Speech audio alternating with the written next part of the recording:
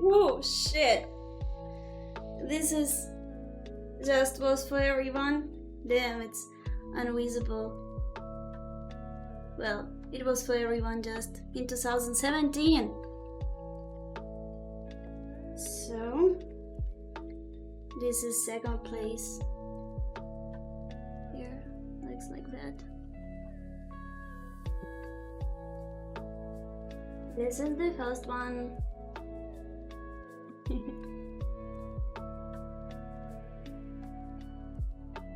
This is here again. Second. So it's not all, because sometimes we just get medals, you know, and one trophy for Wall Racing Card Club, you know. So, and like sometimes I had just like medals, and our club have the trophy. Like this is my personal trophy, which sometimes received, but also I have so much of medals here. It's also from my dancing medals. Have it open, bitch! Open! Open the door! FBI! I go back to work. Have a wonderful work, Salib. If you will have a time and I will be here still. Welcome. Here again. Here, look. This is from the race medal. This is for the second place. Well, it's like a little bit in the light. Don't know how to show it. Go like this. Yeah. I'm so proud of you. Thank you so much. You can show it there here. I just don't want to leave in the general chat. Oh, okay.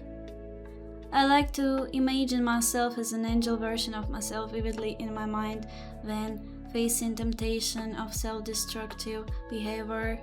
It seems to help.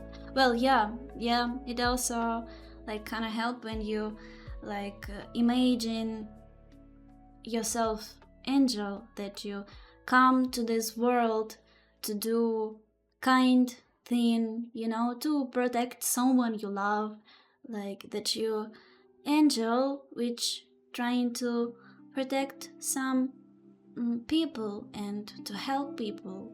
Like it's also nice, Salib. A part of this spooky real story. Oh yeah, it's true. This is a very interesting point of view. Yeah, actually they said we got and a devil inside, we decide which one wins in our behavior. I think I have 50-50. Yeah.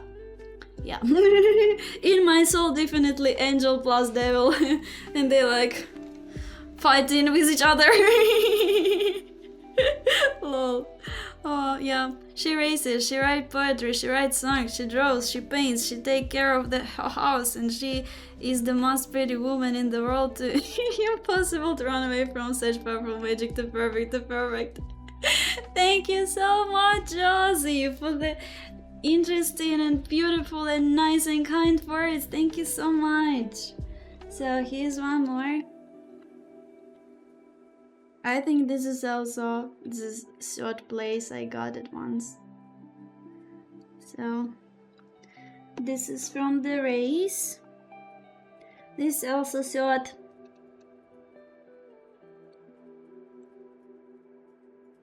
Oh, I 2 times got the second place.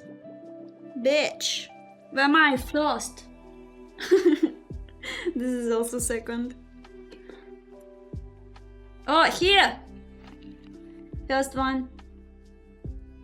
E.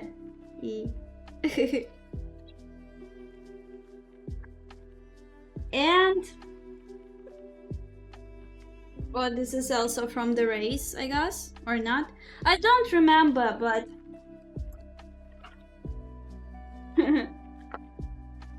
So, here's a bunch of them. This is all the medals. I had to be on dance competitions too. So all the medals is here. Yeah. 1, 2, 3, 4, 5, 6. Oh no. 6, 7. They also, with the time, became like, you know, time distract the medals. So it was 7, 8, 9, 10, 11, 12, 13. Oh, I look beautiful too with this stripe. So 13, 14, 15, 17, 18, 18, 20, 21, 22, 23, and 24. This is a plastic, by the way, one. This one is plastic. Bitch is so cheap. 24 medals.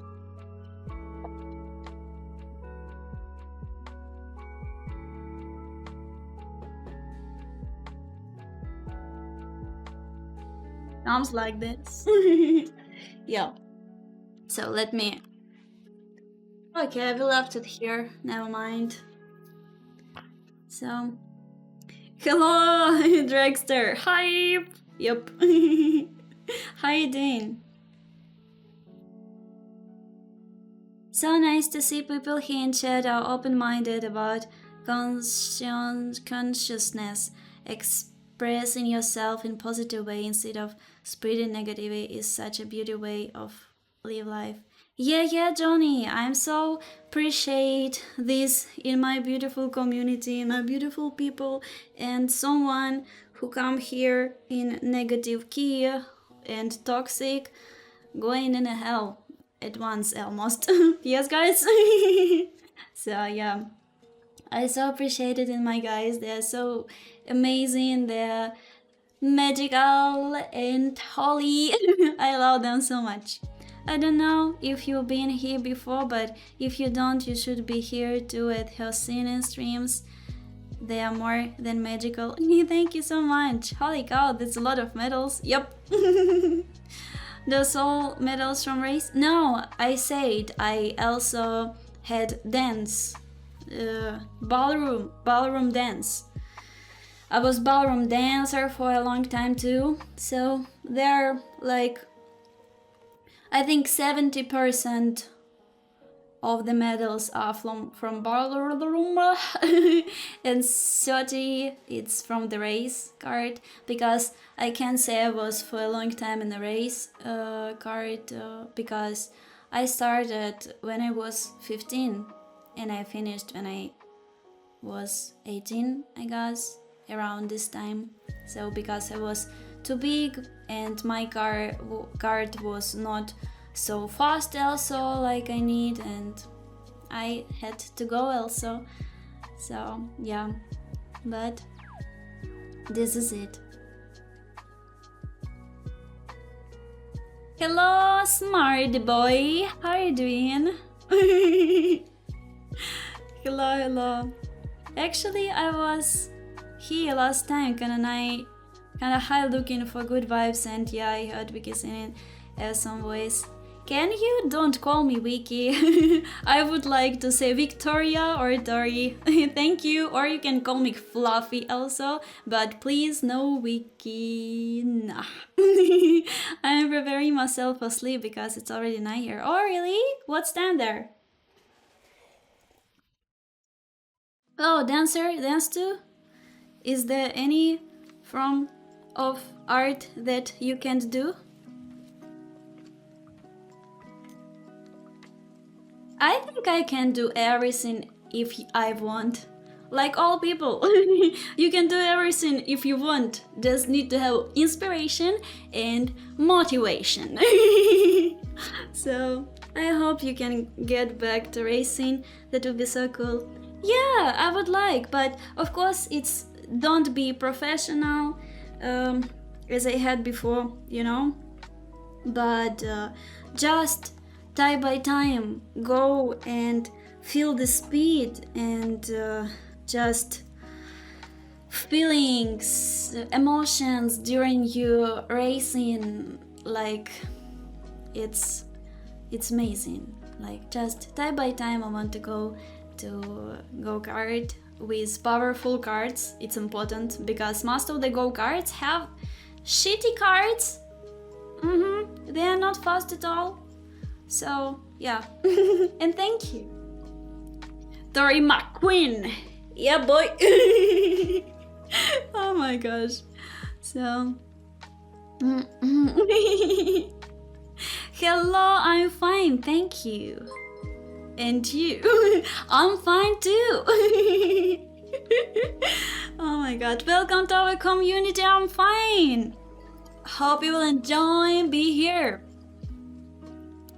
So, haha, shitty cars. Yeah, but it's true. Do you was at some go-karts, Josie? Like just which people like did. It's like not professional, but some of them have professional, like kinda professional carts and they are fast. But some of them have like shitty carts. It's like not fast at all. Like, are you kidding? Am I riding a turtle or whatever? What the fuck? So yeah, sounds like this. Let me drink water.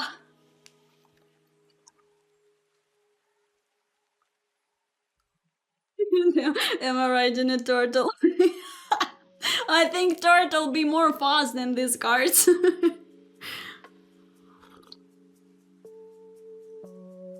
Oh my god. This is it. But I won races with slower cars. I always think it depends too of the pilot, but I'm in go-karting. It's kind of all the same. Yeah. I of course won with slow carts too. It's actually what my kart was. It was kinda slow, so yeah. For some competitions, not for all, but for some. But anyway, even with this, I won it. Yeah, boy. You need a good mechanic to set it right. Yeah, to set it right, and money to make nice parts. So, you know, like this. But yeah, good mechanic is also so important. Oh my god, I remember the time when we were argue with my coach, with my trainer.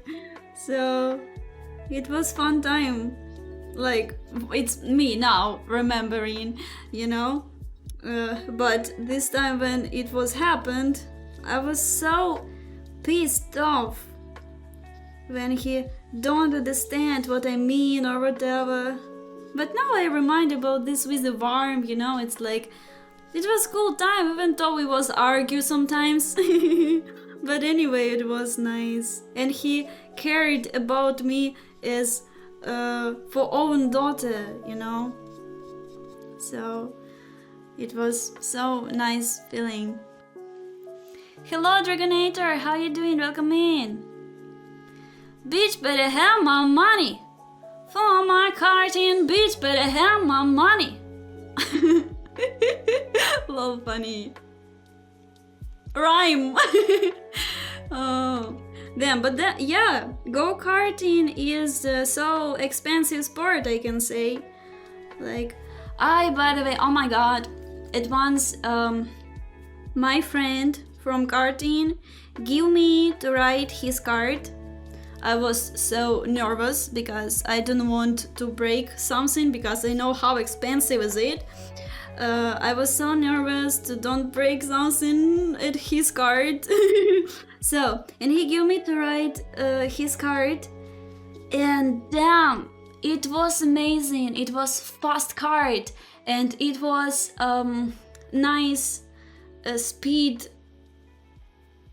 you know, changer, speed changer. It was on the wheel, like it was so comfortable because mine is mechanic. So every time I had bruises on my elbow here and on my back also I had bruises. So yeah, this time was so hard. And on my knees also I had bruises too, because every time my knees was hitting by back for the wheel, it was between my legs. So yeah, and I ride it, and you know, it was wonderful. I can't explain this feeling. It was amazing. It was nice, even though you was on big speed, but it won't feel at all. I was drawing like I'm like, damn, I probably drawing slow, but never mind. I'm just enjoy the ride, you know.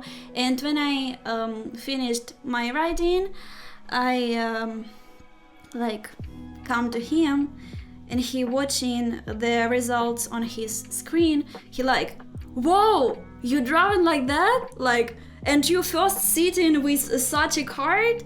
Like, damn, I like you. I'm like, thank you. You know, I have a good teacher. Like, it was him. He was a teacher, my teacher, because he told me how to drive his cart, you know?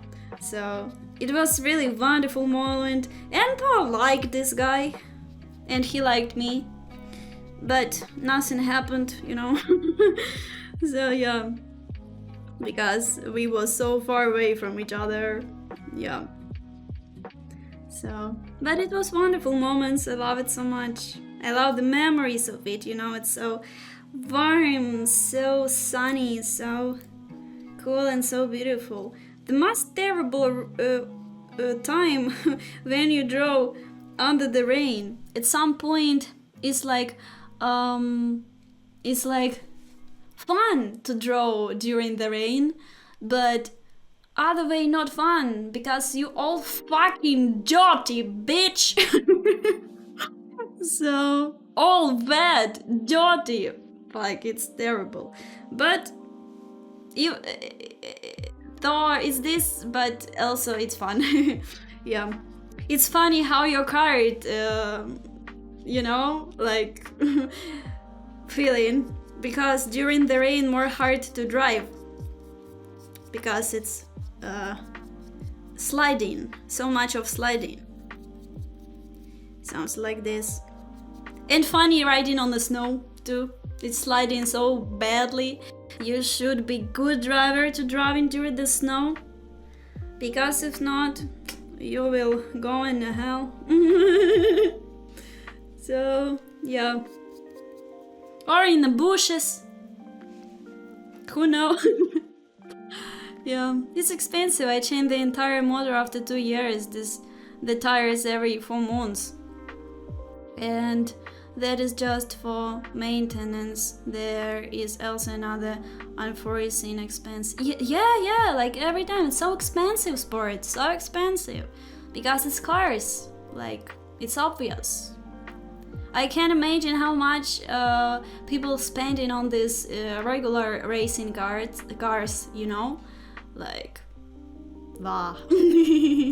So, but on the regular cars is like, they are amazing people who really drive these racing cars, you know, not carts, cars. Because there is so much of training, should be so much of exercise and other stuff. Because did you notice their neck is so huge, because they need to keep the balance, because if they won't have the powerful neck, they will break it during the race, because it's so like unbelievable speed. So they like kinda need to keep heads like straight and nice to don't break it, especially on the Whatever is that? When you're going in one of the side. I'm the only one that race in my country under a storm. Really? They used to close racetracks in the rain. Oh damn! How to say it? Like, let me translate the word.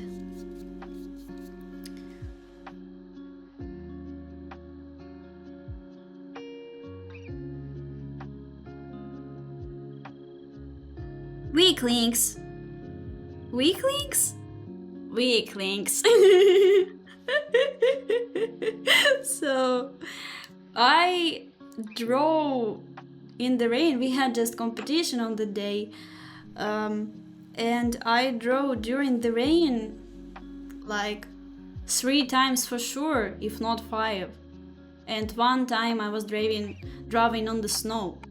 So, and during the rain was like kinda often, like 5 times probably. It was like 3 for sure, but maybe 5.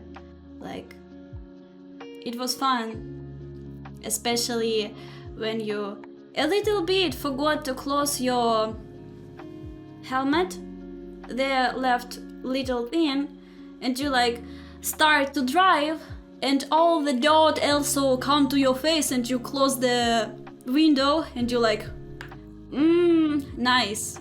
My face in the shit now. So yeah, can you imagine my face when I was driving during the rain and forgot to close the fucking window? So yeah, they are very difficult to drive. Carts or cars. But once I was racing and a big storm started and I stayed an entire hour racing under the rain. It was the most wonderful experience I had. Yeah, it's like I told it's fun, but also sometimes not fun when you all wet and dirty, you know. So it's not fun when you wet and dirty. Kinda don't like it. I don't close it. Don't close what? Racing cars. Racing cars? Yeah, of course. Need have skills to drive racing cars. Because racing cars also need so much of skills. They training to be a good driver. They are very amazing people. I love it.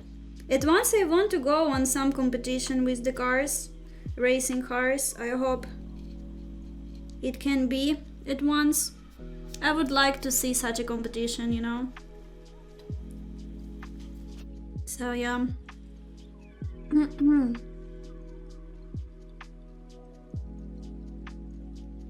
I had the open helmet, so rain entered also in my eyes.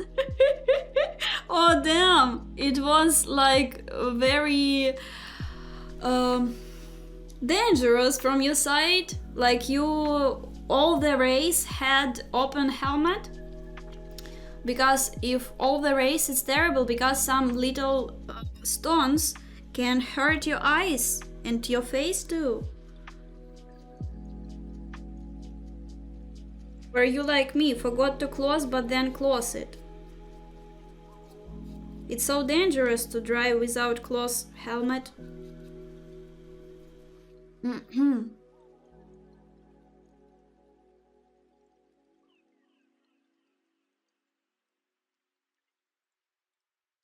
Because the little stones on the road too, from the asphalt.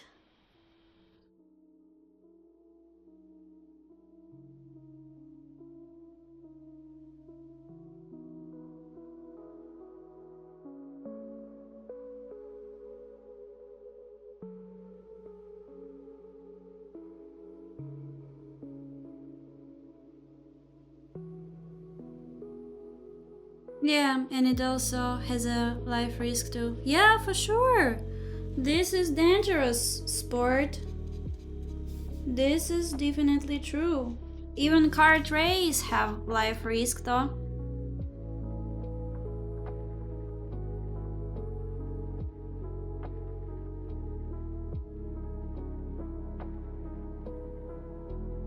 Not as big as regular kart racing, but anyway, have.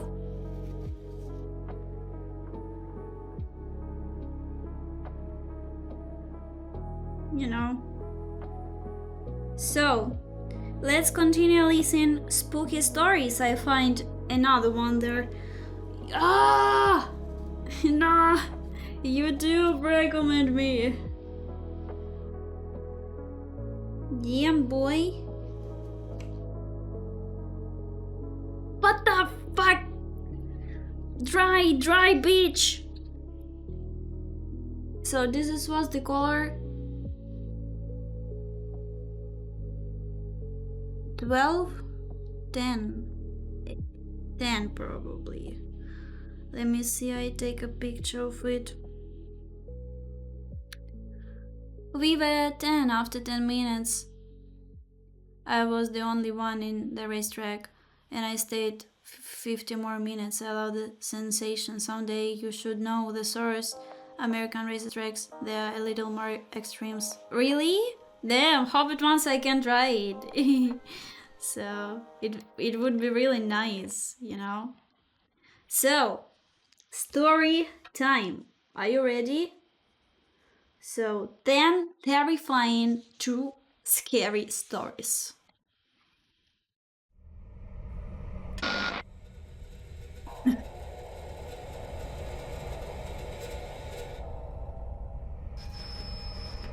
Oh, by the way, before it starts, have you ever noticed when was second spooky story here?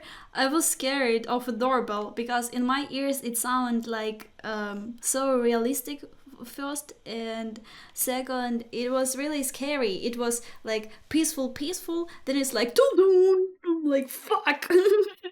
So yeah, here can be the same thing. Let's listen. When I was 21 years old, I would be home alone at my parents' house a lot. We lived on a little pond which was directly in our backyard. On the other side of the pond was a little town. Also, there is a Formula One experience in Dubai. I'm planning to go also the next year to see Formula One in competition. Wow, it's so cool. Damn. Park. Our neighbors were a bit spaced out. It was a pretty upscale, expensive block compared to the rest of the town, so the properties were big. I'm fully moved out now, but this was back when I was in college. My parents make a lot of money, and we have multiple homes, so often I was home alone. It was a random night in the summertime. I was off from school, so I can't remember if it was the weekend or a weekday, but odds are since I was home, it was a random weekday. I was in the back sunroom watching a show. That was my favorite room in the house in the summer because it was the most cozy and had the best breeze with all the windows open. I was right on the corner of the couch closest to the corner window when I heard splashing from outside. In the real farm. Like in the pond. You want to race? It could have been a goose or duck. Sometimes they'd fight in the water and make a bunch of splashing sounds. So at first I ignored it, but as it persisted, I decided to lower the volume on the TV and listen. This is not too spooky, Dragster. Before I heard sex pillow sex, and the story was not spooky anymore. Yes, violently happy? Because every time I heard he said pillow sex, I laughed. It cost like 5k and you got an entire class and then you drive. It's wonderful. Really? Wow, so first you had some class, then you drive. Damn. I think I wanna try it at once, at least in my life too. Well, at once. I would like to try too. Damn, good luck. It's really amazing. Don't forget to take videos and pictures. It'd be amazing to see. I put my ear up to the window even, and I heard consistent splashing sounds, way too heavy to be from a duck or goose. It sounded like they were splashes from a person. I opened the door in the sunroom and stepped outside to the deck. I looked out to the pitch darkness of the backyard. I now heard a man's humming along with the splashes. Someone was definitely swimming in the water. They were trespassing. Each house on the pond owned a specific chunk of the pond. I stepped inside for a second to flick on the lights to the backyard deck. As I did this, just a bit of the pond was exposed, and the splashes and humming stopped. Whoever it was clearly saw me. I wondered if it was one of the neighbors going for a swim or something, which also just seemed weird because no one really swam in the pond ever. But honestly, whether it was or wasn't a neighbor, I wasn't going to confront whoever it was. I stepped back inside and turned off the lights, of course locking the door as well. I texted my brother, who was away at college, about it. He didn't answer right away. I was trying not to creep myself out over it, but watching TV after this was kind of hard. I couldn't focus on the show.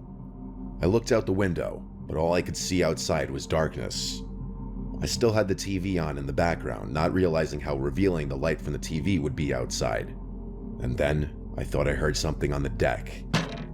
I hurried to find the remote and turn off the TV, and as the room went black and silent, it took me a few seconds to adjust and realize that there was the sound of someone's heavy breathing right outside one of the many windows in the room. I instantly laid down flat on the couch to try and hide myself, and after a short moment of silence, a deep voice from outside the window said, "I see you." My heart dropped into my stomach. I couldn't decide in the moment whether to speak or keep hiding, so I just blurted out, "Paul, is that you?" Paul was the name of one of our neighbors. I said this, clinging on to the hope that maybe it was him, and he was just messing with me. But the man outside didn't respond to this. I just heard footsteps walking away. As the barefoot-sounding footsteps faded to silence, I still laid flat on the couch, too afraid to move. I laid for a few minutes, before the thought to go check that all the doors were locked came to mind. I exploded off the couch and ran straight for the front door. It was locked, as was the side entrance door.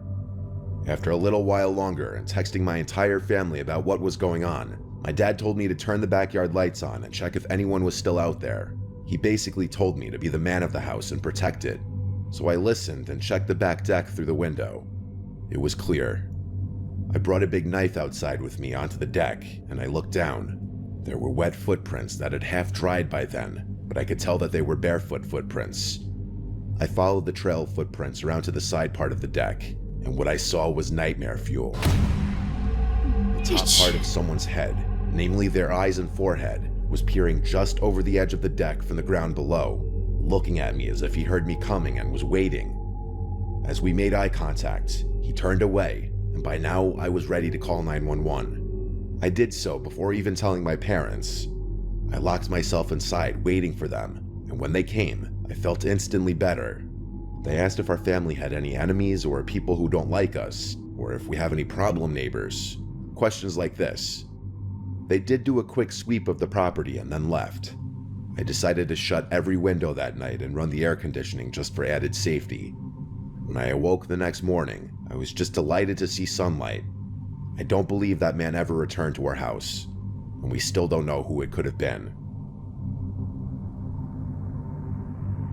What the fuck? Oh my god, it's really scary. Oh my gosh. I have a dog. It's really so scary thing. Like when someone there like near the window or whatever, because it's like for real, it's terrible. I remember when I was child, I was alone at home. So a dragster. And waiting for you, Josie. And when I was child, I was alone at home, and I don't know, some of the kids probably outside wanted to have a fun and probably throw some snowballs in my window, but I was alone at home. It was evening. Everything was dark. I was so afraid. My mother was in another city for this thing. She was working, like she had some time, like when she need be in another city, and I was alone at home. My brother also was somewhere walking, whatever. So, and it was really scary. I didn't know what to do. I called my father. I said, "Father," I'm like, no, my brother was working with my father. And I called father. I said, "Damn, I'm like have some strange thing, like someone in my yard, someone knocking in the window, like terrible. I'm so afraid of it." I quick closed the door, one of the door. thanks God I have two doors like before go outside. And I closed one door and I'm sitting in a corridor with no windows. I'm sitting in a corridor. I'm hide, and I was really thinking that someone come to my house to kill me or to take something from this house. It was really scary. I called my father. Father said, like I will send brother because he can't left the work. And brother come in a while. Come father too. They watched. Like seems like no one walked around the house, but we saw some snow on the window. Someone just had a fun and throw some snowballs in my window for a while. It was terrible, honestly, really. It was scary, terrible, and as a kid, I was so scared and afraid. And for some time, I was afraid of being alone when it goes to the dark time. So it was really terrible for me. Sounds like this. Yeah. So, Angel of Good, hello, how you doing? Welcome in. We listen spooky stories. Story 2. It's true scary stories, by the way, from the life. Who I take for a walk 3 times a day. First in the morning, then in the afternoon, and finally at night. I take him on the same route every time, which is through our driveway exit, which leads to a cul-de-sac parking lot for the condominium complex we live in. This will make sense soon as to why I'm telling you this. On the night walk, I always go somewhat late. I'm not sure why, but it's been a habit ever since I've had him, and it's never been a problem for us. Until one night, I begin our final walk of the day and go our usual route. I have a flashlight with me as there are no lights at the parking lot, and I'm listening to music with only one AirPod as I feel it would be for the best just in case I heard something unusual. And I did. As I'm approaching the parking lot, I was hearing something. A voice of some kind that was up ahead of me, but I was completely zoned out in my own world of music as it was happening. But then my mind finally caught up and I stopped. I took the AirPod out and stood still to listen, just to see if I was only hearing things. And then it happened again, a voice that spoke ahead of me, but I couldn't see anyone. So I did the stupid thing and continued to carefully walk forward because I thought it was all in my head. But something didn't feel right about it. I stopped again after a few feet, right next to where all of the cars were parked, and I had my flashlight pointed everywhere in front of me. I stayed listening, and the creepiest thing that has ever happened to me yet was hearing a muffled voice of what sounded like a kid say the word help. My heart dropped so fast I couldn't move my legs. I frantically pointed my flashlight everywhere to see where it was coming from. I was sure it was coming from the cars, but I was completely thrown off by this. But there wasn't a kid in sight, or anyone nearby. It was just me and my dog, who didn't seem to notice anything as he was just sniffing some bushes nearby. And then I heard it again. The word help was spoken 3 more times, and it was coming from my left side where the cars were parked. It made me panic even more. I didn't know what to think of it, and I knew I wasn't imagining this when I saw my dog's ears perked up, and he was looking in the same direction I was facing after it happened. And that's when it hit me about how incredibly eerie all of this was. After hearing it multiple times, I realized the kid's voice didn't sound entirely like a kid. I don't know how to explain it, but it was like the mix of an adult and a child at the same time. And each time they called for help, not only was the voice always muffled, but it was spoken in a more generic statement as opposed to a cry for actual help every time. And I mean that literally. There was absolutely no change in the tone, inflection, sound, or anything of sorts. My dog and I ran straight home afterwards, and I tried to explain to my mom what happened. She was puzzled herself about what it could have been, and I suggested we call the cops on the off chance that there was actually someone in need of help, but she didn't think it was necessary. So many questions were conjuring up in my head. Why was the voice muffled? Was there someone in the car that I couldn't see? Or was it something darker waiting for me to move closer? I don't like to think too much about it, but whatever it was, it still makes me feel extremely disturbed to this day. This picture is where I had stopped and taken my AirPods out to listen, and I heard it up ahead on the left. This is where I had gotten closer and heard it on my left side. I'm aware that there's a condo complex on the right side, which some may think the noise was coming from, but it was in this direction facing the cars where my dog and I heard it. And and you could see from this point of view that there's nothing to really indicate a noise coming from somewhere else. Also, at the time this happened, the cars that were parked were trucks and SUV types, so they were a lot larger and covering more space, thus making it harder to see from where I was standing. I never figured this out. Damn, boy. What the fuck? Alright, have fun everybody, going to sleep, see y'all next time. See you, Drexer! Good night, sweet dreams, sleep so well and tight. Good night, see you next time. Hope to see you here on Tuesday. Oh my gosh. So, story 3. What I'm about to tell you is the reason why my parents moved out of a house that was in the family for 3 generations. I've struggled with depression most of my life. It's hard for me to shake the feeling of being useless. I'm doing much better now, but when I was a kid, it was horrible. Because of that, I spent a lot of time alone in my room. My house was nestled in a very woodsy area.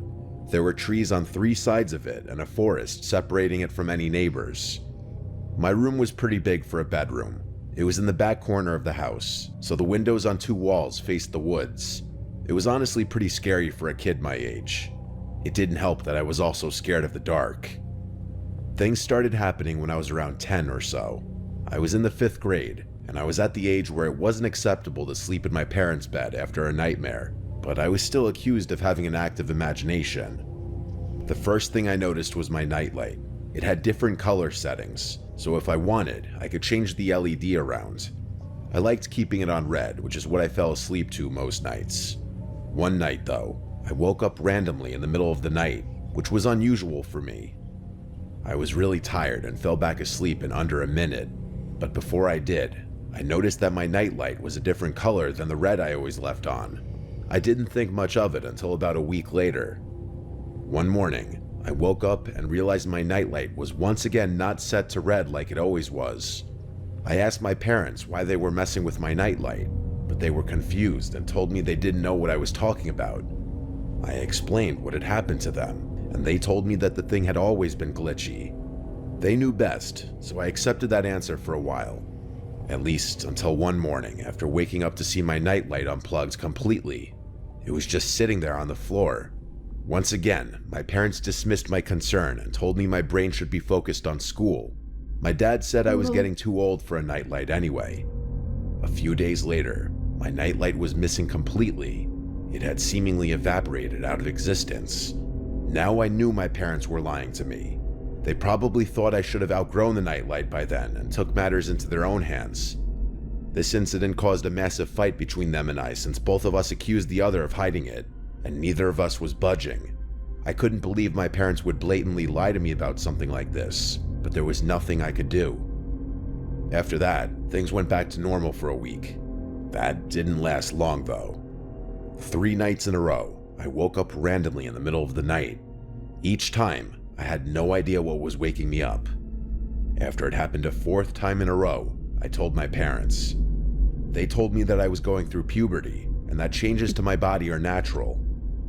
The next time it happened, I stayed awake instead of falling back asleep. A few minutes after I woke up, I heard faint rustling noises from my closet. My parents didn't believe me. My dad even checked my closet, and there was nothing in there besides old toys and posters. The next 4 days remained the most traumatizing nights I've ever experienced in my life. I'd been woken up only to hear rustling in my closet. It was torture. I couldn't take it anymore. I begged my parents to believe me, and my dad got angry. He dragged me to my closet to prove there was nothing in there. He started throwing toys around my room, clearing the closet bit by bit, yelling at me the whole time. That is, until he pulled one of the posters off the wall. My mother and father stared in horror at the massive hole in the wall the posters had concealed. My mom started screaming, and my dad pulled out a flashlight. The hole was way too deep to see where it led, so my dad ran outside and began inspecting the outside of the house. There was a tiny hole in the dirt at the base of the house, and a little digging revealed that it was more than a divot. There was literally a passageway from the woods to my room. My mom and I were out of the house that night to my aunt's house. We moved out shortly after this. I stayed at my aunt's house until we did. I don't like thinking about this experience, but I'm gonna have to face it eventually. My parents also refused to talk about this incident, and I think it's partly because they feel some blame for not taking me seriously. It's chilling to think that there was a stranger in my room every night for over a month. Fuck. I have Can no you idea what imagine? they wanted, and will probably never know. If your kids come to you with something that sounds abnormal, believe them. Damn. What the fuck is that? Can you imagine? Like, damn, stranger in the room every night and parents don't believe the child. Fuck. It's like, damn. Was the point was to be the stranger in the room. Fuck. It's terrible. Scary, really. Nice preparing right there. Parenting. Ah, nice parenting. Oh my god. Oh yeah, like, oh, I don't believe you. Like, you have puberty, bitch. Oh my god. Move the camera. Like, what the fuck? Come on. Shit. So, story 4.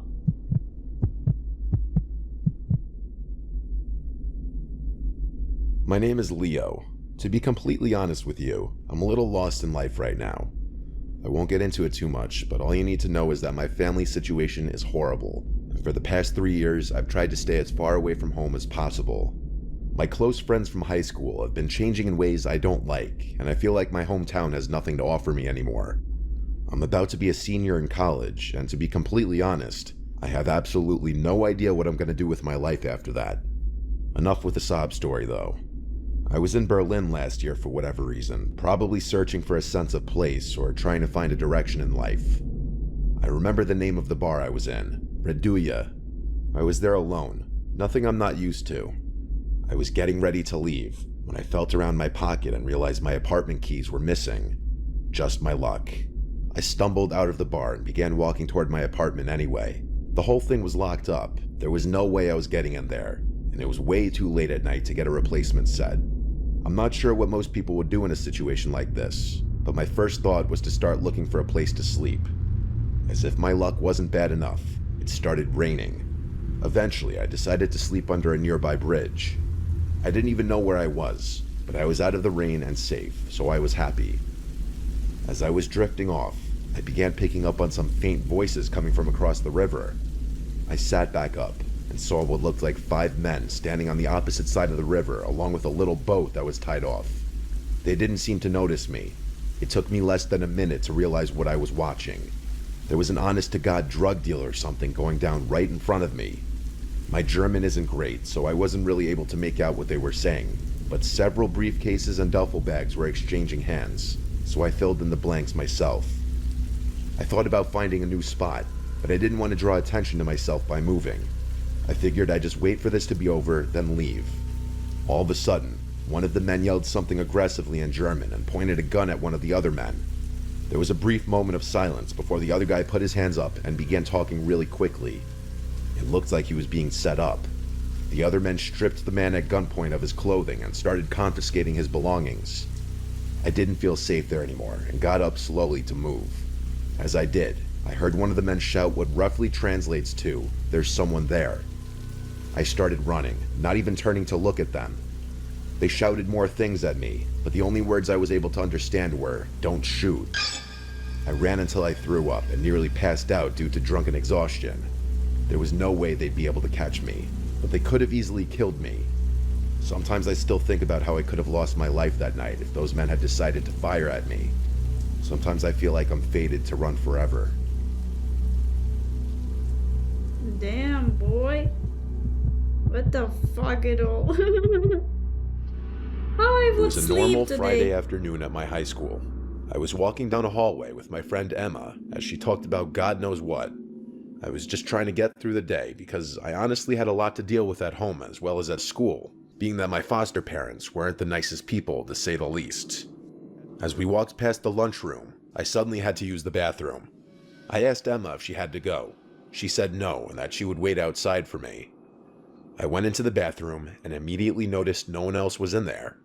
I thought to myself, that was weird, because out of the multiple bathrooms in the school, this one was always packed at any given time.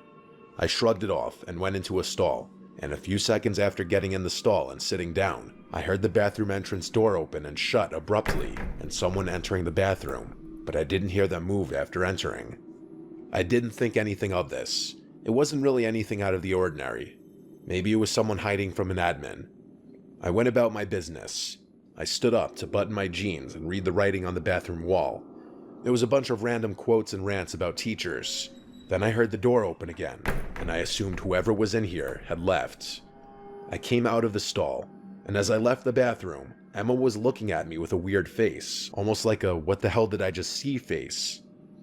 I asked her what was up, and she asked me, "Who was that standing right behind you in the bathroom stall?" I got chills. I told her no one was in the stall with me and to stop fucking with me. She promised me she wasn't. She told me she actually came in seconds before I came out because she realized she did need to go. But then she saw someone else in the stall, standing with their shoes touching the back of mine. That's how close they were behind me in the stall. And she said she left immediately, not wanting to witness whatever was going on. I reiterated again I was the only one in the stall. However, I had heard someone come in, but I never heard them use the bathroom, and I had assumed they were hiding from an admin. That's when she told me no one went near the door until she came in seconds before I came out. I didn't believe in the paranormal, but this made my stomach sink. I found an admin and told her about it, and she pretty much tried to assure me that it didn't happen, that Emma was probably just messing with me. But Emma was never one to take things seriously or be serious in general, so when she looked me in the eyes with a serious face and told me word for word what she saw, I felt like it actually happened, and something really was in there with me, along with the fact that I heard the bathroom door open and close twice. I'm 18 now, and I haven't forgotten it since. Damn. Whoever it was. This happened long ago when I was renting a small house in the town that I got my first real big girl job at. It was a small one-floor house with 2 bedrooms, 1 bathroom, and just enough living space for myself and occasionally hosting some people. I had been living there for a few weeks already. All was fine. The landlord, who I'll just call Michelle, was really friendly and understanding. I think she rented to me because she didn't want a male renting out her house. I'll skip unnecessary details and get right to the point. Something very weird started happening a few weeks into living there. One regular work night, I got a knock at the door. I went to the other side and said, "Who is it?" and no one responded. I didn't open it. No one should be knocking on my door late at night. It was early the next morning. I had finished getting ready for work and was about to leave. I opened my front door and saw a big post-it note taped to the storm door. It said, "Hello, beautiful." I right away remembered the knocks on the door from last night. It was no doubt the same person, but the big question was, who could it be? I crumpled it out of disgust and threw it in the trash, hoping and assuming it would be a one-and-done thing. It was that night that I got another knock at the door. This time a little earlier, while I was cooking dinner. I went over to the door, this time not saying anything, just listening. There was no peephole or glass to look through to the other side.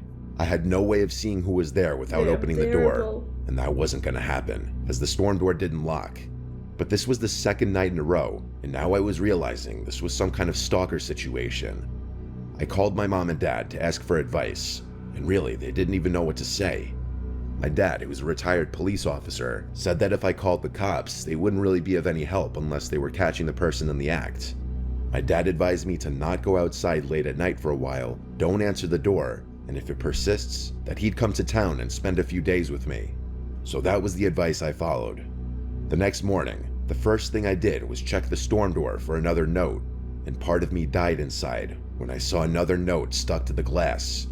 This one said, "I like to watch you." I took a picture of it with my phone and sent it to not only my family, but Michelle as well.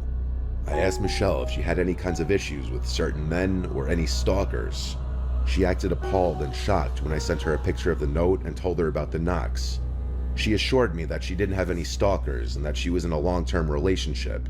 Still, I wasn't entirely convinced. I left a note on the door after work that day, saying if you're looking for Michelle, she does not live here. She only rents this house out. If you continue to come here, I will be reporting this to the police. Doing this gave me a level of comfort, actually. I thought this would end things. That night, every waking minute was spent with anxiety, worrying about hearing knocks at the door again. To my relief, there were none tonight. I went to sleep in relative peace, thinking my note worked. The next morning, I opened the door and removed my note from the glass, but then realized it wasn't my note. It was a new note. And it said, I'm not looking for Michelle. I'm looking for you. And then it said my name, followed with, I like watching you, like it said in the previous note. I sent it to my dad right away. I felt seriously ill. My dad packed a bag and drove up first thing. He was at my house by the time I got home from work. And work that day was rough because I couldn't think of anything except for this horrific situation. I even wondered if someone in my office could have been doing this, like this creepy guy Fernando. My dad and I waited to call the police together until later in the night when we figured whoever was doing this may be hiding out there already. We wanted them to see the police presence. We spoke with an officer outside. My dad said it must have been a busy night since they only sent one. My dad being a retired police officer obviously didn't hurt in this whole situation. After the officer left with his report, my dad stayed out on the front stoop for hours, even after I went to sleep. Obviously the person didn't return that night, and I moved out once I was able to pack all my things. Michelle was completely understanding. Thankfully, whoever was stalking me at that house didn't follow me to my new place, likely eliminating the possibility that it was a coworker. So I will likely never know who it was. It was, it was someone who wanted to rent this house, but this man came first and he rent this house first, but second man didn't had even a chance to rent this house, and he became a stalker to rent this house after him to make this man move more quick. Lol. Damn. Good idea becoming pen pal with a stalker. Yeah, I think it's like the best idea what you can think about. I'm doing great. It's amazing stories. We listen some scary stories here and drawing a picture. So drawing a picture of a cat with pumpkin. So and later we'll do auction when it's be ready. Yeah. Sounds like this. Do you have any scary stories, Corys? If you have some scary stories, guys, don't be shy. You can share with us. Like maybe some paranormal stories you had in your life also. It'd be interesting to hear. So, because it's be fun to hear, but it was not fun for you when you was in this at this point there when this happened. I guess so, but we would like to hear something. If you have some scary story or whatever, it'd be nice to hear. So yeah, don't be shy. And let's continue. Story 7. Let's go.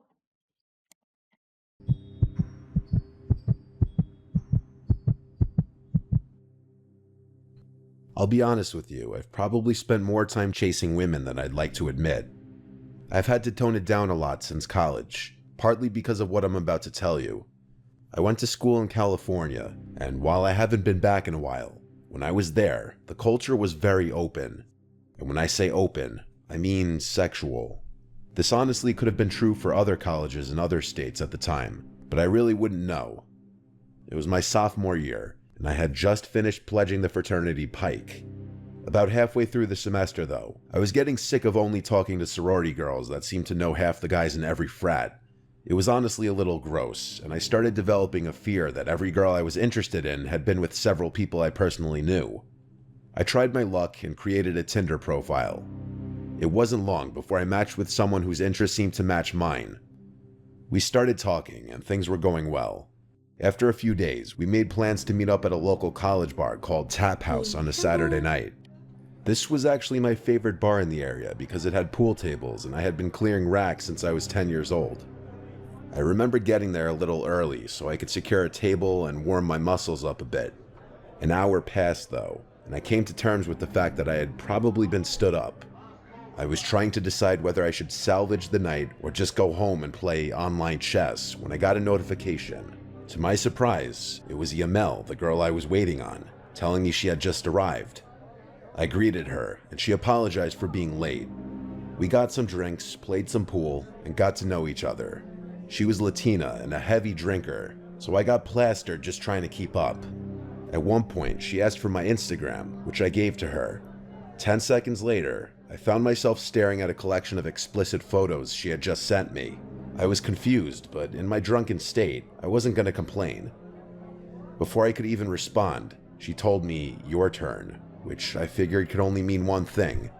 Honestly, if I hadn't been so drunk, I probably would have questioned why we were sending pictures to each other when we were literally 5 feet apart, but I didn't have the foresight. Why are we sending I complied with her pictures request. to each other? We laughed about the whole thing, and that was that. A few hours later, things at the bar were starting to wind down. I was planning on inviting her to my place, but she beat me to it, asking if I could spend the night at hers. I agreed, and we left the bar. I couldn't even walk in a straight line. It was honestly embarrassing. We Ubered to her apartment, which was actually in Oakland, something I hadn't realized before. Honestly, red flags should have been going off in my brain the moment we crossed into Oakland. She unlocked the door of her apartment and stepped aside so I could go first. I took a few steps inside and heard the door shut behind me. It was pitch black in there. As I was turning around to ask her to flip some lights on, the room lit up. To my horror, I wasn't facing a harmless 5'2" girl anymore. Instead, 2 massive bald dudes with tank tops were standing in front of the door with their hands clasped. I turned around, and there was another white bald dude in front of me.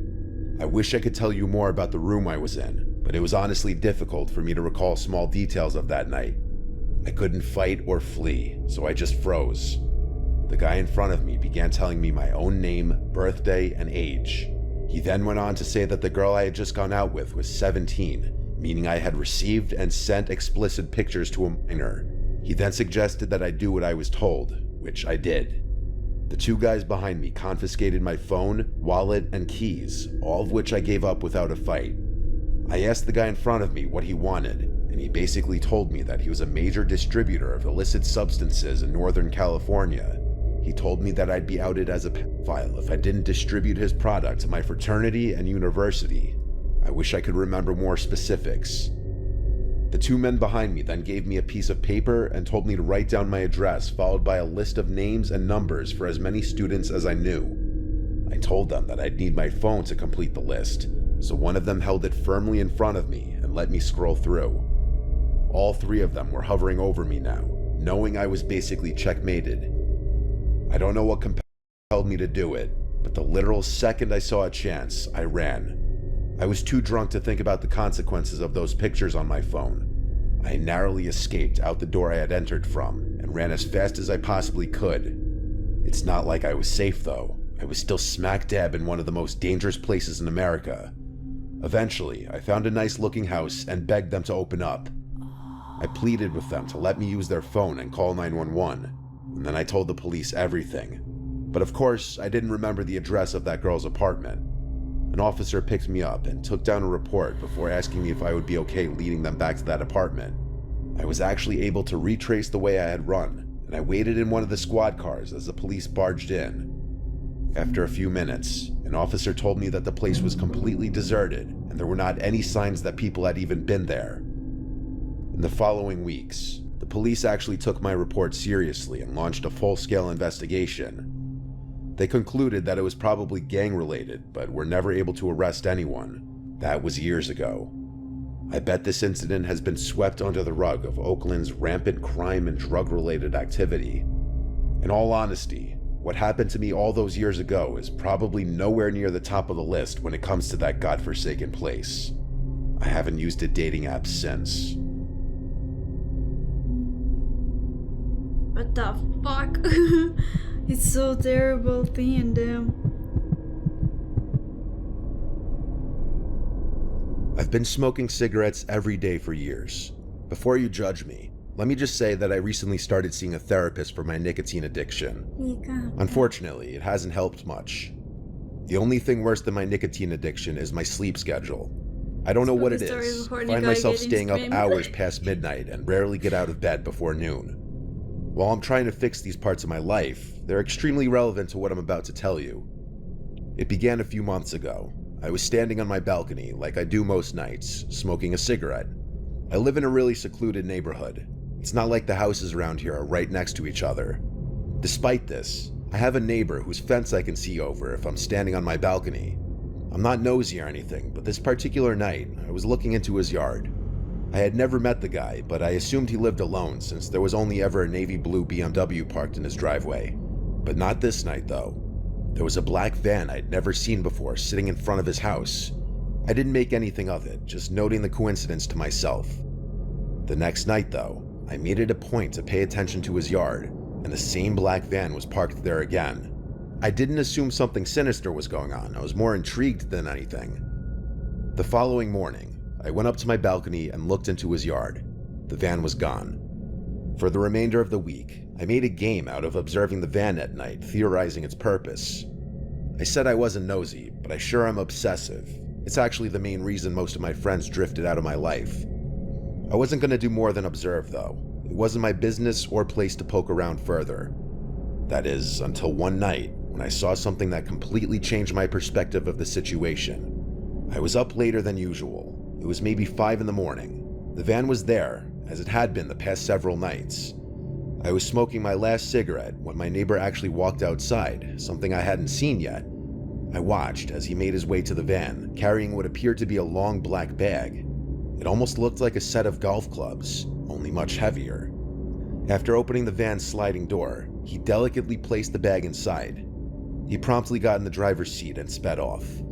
I was dumbfounded. I had absolutely no idea what he could have been carrying. I was exhausted though, so I figured I'd think about it more the next morning. The next day, I decided that I'd go out on my balcony a little earlier and wait for the van to arrive at his house. I brought my laptop up there so I could get some work done and wait. It was around 10 p.m. and the van wasn't in the driveway, but around 1 a.m. the van pulled in. I quickly shut my laptop and watched. Nothing happened for a good several minutes, like the van just sat there, engine running and all. After about 5 minutes, the driver door opened and there he was. I watched as he went around to the side of the van, then slid the door open and pulled out the same bag that he had put in the night before. He seemed to be struggling this time around, visibly trying not to crack under the weight of whatever was in there. After waddling a few slow steps, both he and the bag disappeared into his house. I didn't know what to think. I thought about waiting there until 5 a.m. again, but that would be far too taxing on my brain. Something was definitely wrong though, and I was determined to find out what. The next morning, I flipped a coin and ultimately decided to follow his van when he pulled out that night. After a pretty unproductive day, I went up to my balcony around 4 a.m. and waited, cigarette in hand. As soon as I saw movement in his driveway, I rushed downstairs, grabbed my keys, and got in my car. I turned my headlights off and waited for the van to turn onto the main road. Once it did, I began tailing it. After 20 minutes of driving, he pulled onto a dirt path that looked like it led into the woods. It did. I followed, and the woods actually started thinning up a bit. It seemed like this path had once been a main road or something. We drove for another few minutes before I realized what his destination was. There was a deserted gas station literally tucked away in some clearing in the woods, and right in front of it was the BMW I'd always seen parked in his driveway. I feared I was getting too close, so I turned my car around and parked across the street from the dirt road. I must have waited there an hour. His BMW finally pulled out of the clearing. Nervously, I started driving back up the path, not sure what I'd find. I pulled over on the side of the road and started walking towards the gas station. It was eerie. The front door was locked. I walked around to the side. That was locked as well. So was the back door. I needed to know what was inside. There was a row of windows that I tried to open, but none of them would budge. Against my better judgment, I picked up a rock and slammed it into one of the windows. It shattered pretty easily, but there must have been a security system in that place because alarm bells started blaring. I sprinted back to my car, the whole time wondering why an abandoned gas station would be rigged with an alarm system. As I sped out of there, I called 911 and gave them a vague description before hanging up. I got back to my house and ran inside, my heart still racing. The next morning, I woke up hoping the whole thing had blown over. Boy, was I wrong. I went up to my balcony to see like 8 police cars in my neighbor's driveway, lights flashing and everything. I watched as an officer escorted my neighbor out of his house in handcuffs. One by one, the police cars drove away and I was left to my imagination. I lit a cigarette and stood there, finally alone with my thoughts. I've asked the police for details on several occasions, but they would never answer my questions. I've even tried driving back up to that gas station, but the whole road had been blocked off. Maybe one day I'll work up the courage to walk through the woods and go looking for answers. Damn boy, what the fuck is happening to this man? Shitty shit. So it's so beautiful blog. I love it. It don't look scary at all. It looks cute. It's so beautiful. Love how you did the colors like this. Amazing. Really so cool. And I like the background also. So talented. Well done. So beautiful. Thank you for sharing.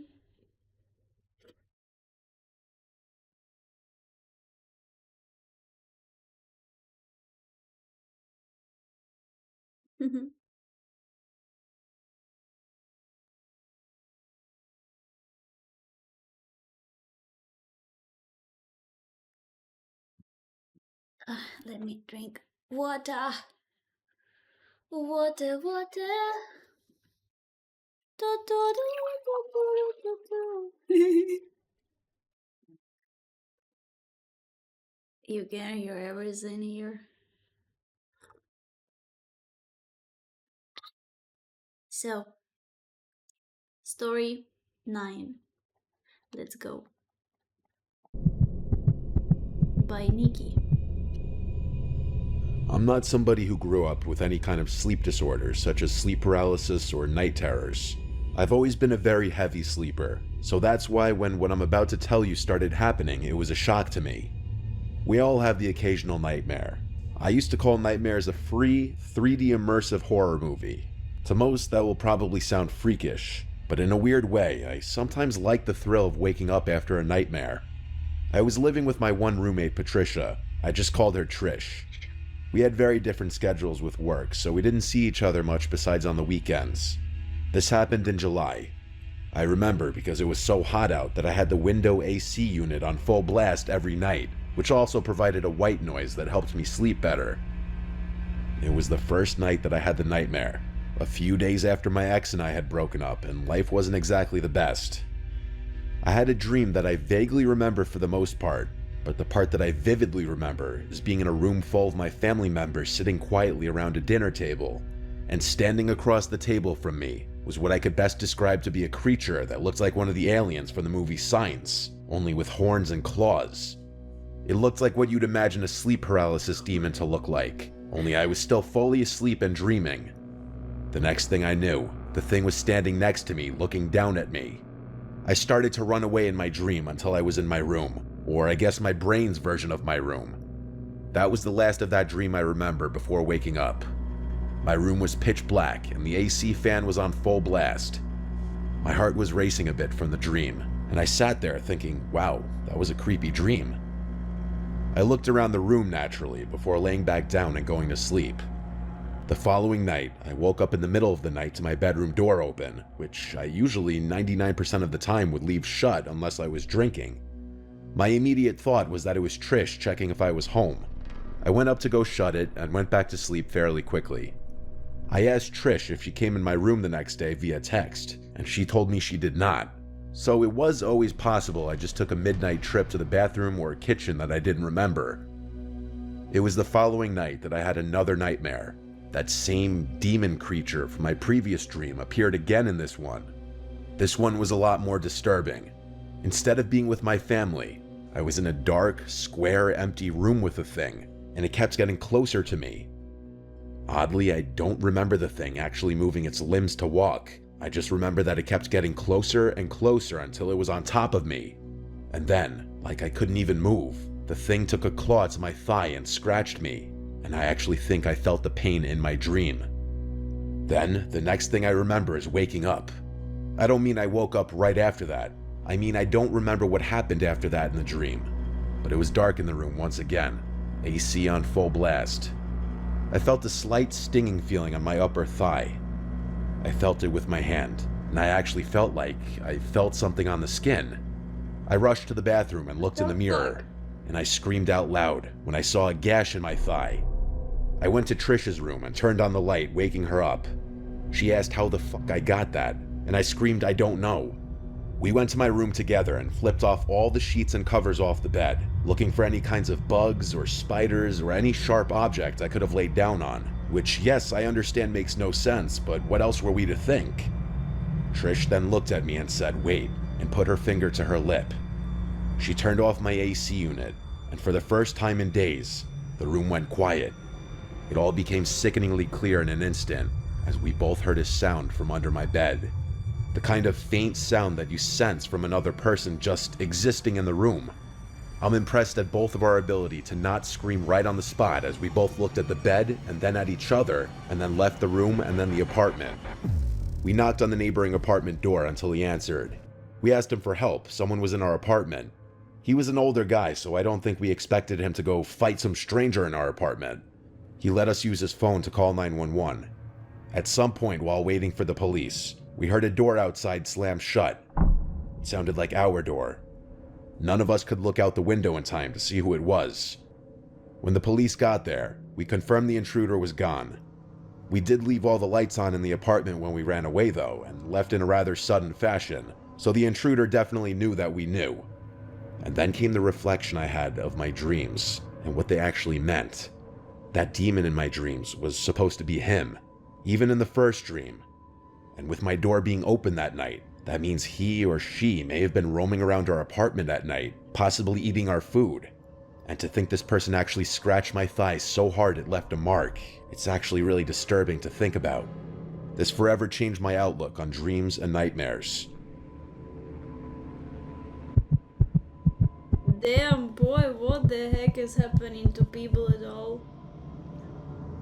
This happened when I was a little kid, living in our old house in Suffolk County, Long Island. I'm gonna say I was about 6 or 7 years old. My older brother and I shared a bedroom on the top floor that used to be a separate apartment that my dad rented out to an old lady, but she moved out, and so the upstairs was mainly for my older brother and I at that point. The layout was as follows. At the top of the stairs, on the left was our bedroom, which used to be the old woman's living room. Straight ahead was the bathroom, and to the right was an extra kitchen and a small bedroom. We had a million toys in our room, as the room itself was huge, and it also had 2 parallel crawl-in closets on opposite sides of the room where we stored a million other toys and board games and stuff like that. There was one toy though, a race car with a bunch of buttons on it. The buttons would make the car's lights turn on momentarily and play varying sound effects such as honking, revving, and driving sounds, and a little rock song. It was a toy we had for like ever, because it was originally a gift from my brother when he was a little younger. It was a random night. My brother and I were both in bed, not yet asleep, when suddenly, like a jump scare from a scary movie, the loud revving sound of that car toy suddenly activated, along with the lights of the car in the middle of the room. I looked at the car and instantly got scared and accused my brother Luke of doing that to scare me. He was laughing hysterically, saying he didn't do it. I was completely terrified. The toy then stopped making noises and went quiet. I was extremely unsettled, as any little kid would be, but nevertheless, time marched on and I fell asleep. It wasn't for a while until something else happened. One night, when Luke and I were both in bed again, we both heard a weird thud in the room. Luke insisted on trying to creep me out, saying there was a ghost in the room or something, and I kept yelling at him to shut up or I'd get Mom. He kept laughing until we both noticed a light in the corner of the room. It was the toy car again. I got out from the bed and ran straight down the stairs yelling for my mom. I got to my parents' room and yelled there's something in our room. I'm sure I gave a little 7-year-old spiel about how there's a ghost in the room, hearing a thud and the lights on the toy car turning on. Luke entered the room, and my mom defaulted to telling him to knock it off if he's trying to scare me. He said how could he turn the lights of the car on from his bed? I slept in my parents' room that night because I was too scared to sleep upstairs. It was a long while after that night and nothing happened. Not until one night, Luke was not in the room. My guess is he was having a sleepover with one of his many friends. I was sleeping in the room by myself that night. I had long since tucked that car away in the small bedroom across the hall because it freaked me out. After my mom kissed me goodnight, I asked her to keep the door open since I was always scared when I was alone in the room. I rolled on my side and tried to go to sleep. But being that I was scared of being alone, I had a hard time getting tired that night. I felt wide awake. Then, there was a sound I can't explain that came from down the hall. I flipped over to face the door, and the toy car rolled into the room with its lights on. I let out a scream straight from the bottom of my stomach as I cried for my mom and pressed my body up against the wall. Moments later, my parents both came up the stairs into the room, noticing the car on the floor. I screamed that someone pushed the car into the room. My dad went to go check the other rooms, but said there was no one there. There weren't any places to hide up there besides the closets and under the beds, and my dad checked all of them. I don't know what my parents thought in that moment. On one hand, they probably thought the toy was malfunctioning or it's just my imagination. But on the other hand, I think they were also slightly freaked out. That toy car didn't have a feature to move on its own. My dad smashed the toy and threw it in the neighbor's trash to make me feel better. I slept in their room for a while until my dad forced me back upstairs eventually. This story is the reason why I believe in the paranormal and something after death. Damn, what the fuck at all? Can you imagine to have such a shit like this? Damn. Especially this thing like under the bed. Like some people still scared like of someone living under the bed. It's terrible to have such a thing, like it's a nightmare. So scary. And for kids at all, it's like scary. Oh yeah, I forgot. Forgot to put music in down. So, did you ever heard what I said or not?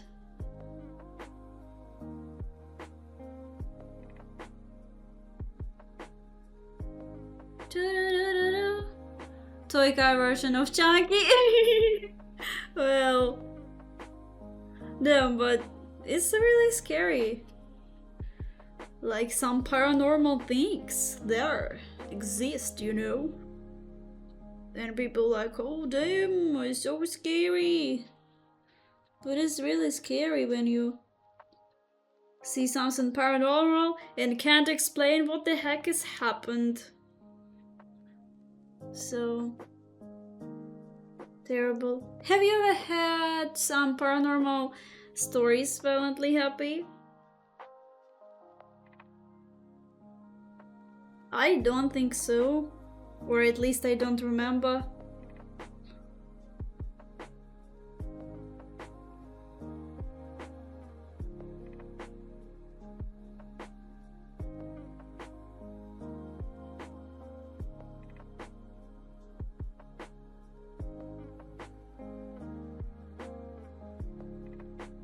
Nah, not really. Oh, let's see.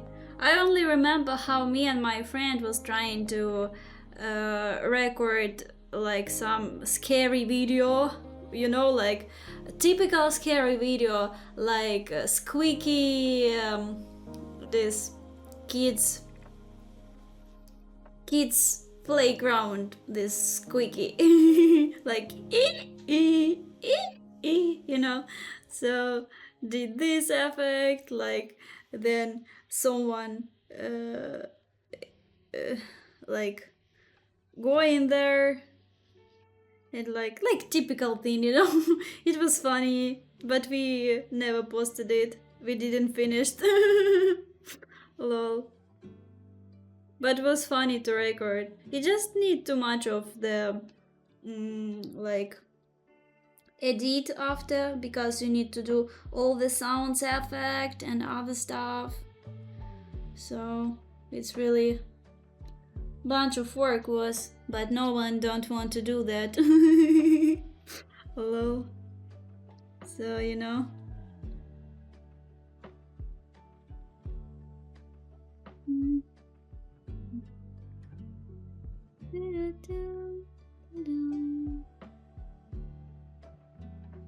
Bunch of work which no one wanted to do. This is it.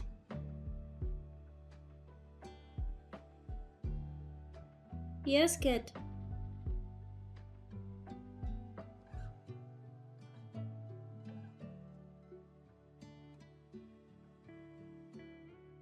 And I remember how at once I was trying to have a YouTube blog where I was posting my cooking recipes, you know, and some life hacks. And I did like around 3 videos there. And my friend was truly obsessed with how I did the content, and she liked it very much. And she but I stopped to do that. And she was like asking me, can you continue? I like to cook with you. I love your recipes. Like, how I can cook without you? Like, I don't know how to cook. You did a great job. I want to cook with you. Can you continue? I said like, damn, you know, it's taken much time. I don't have time to like edit it and other stuff. Like, I can record, of course, but if you would like to edit, for example, let's do it. She like, yes, I will edit for you, just record, I will do everything. It was so fun, and you know, she truly admired this stuff which I did, and like, it was so cute and so clear friendship, you know, clear feelings, like truthful. It was so nice, but of course I didn't record it because I later even didn't had time to record something. We even can speak about edit. So yeah, but it was fun for some time to do such a thing, you know. So it's funny. She also had a channel, by the way, and we like did it together. Like she also had a channel, but on different thematic. She just tried to record some funny videos, you know, some like kind of little short story of like acting, you know. So, and we at once even record some video together too, but I never posted it, and she too. So yeah, it was fine. True, it takes just as much time to watch or listen to what's recorded as it did to put it down. It takes just as much time to watch or listening to what's recorded as it did to put it down. Yeah, like it's even like take more time to edit it than, for example, a record sometimes. So this is how with songs, by the way, too. Like, it's not long to record the song, but it's long to edit it, long to make sound producing of it, you know. So that's why my covers on YouTube so rare now. And at all, I was supposed to do one more cover this month, but I'm not sure. If my mother come, maybe she will help me to do some stuff, and I will have more time and can finish the cover of the song, and maybe this month will be cover finally on YouTube. So, but for now I just really didn't have time.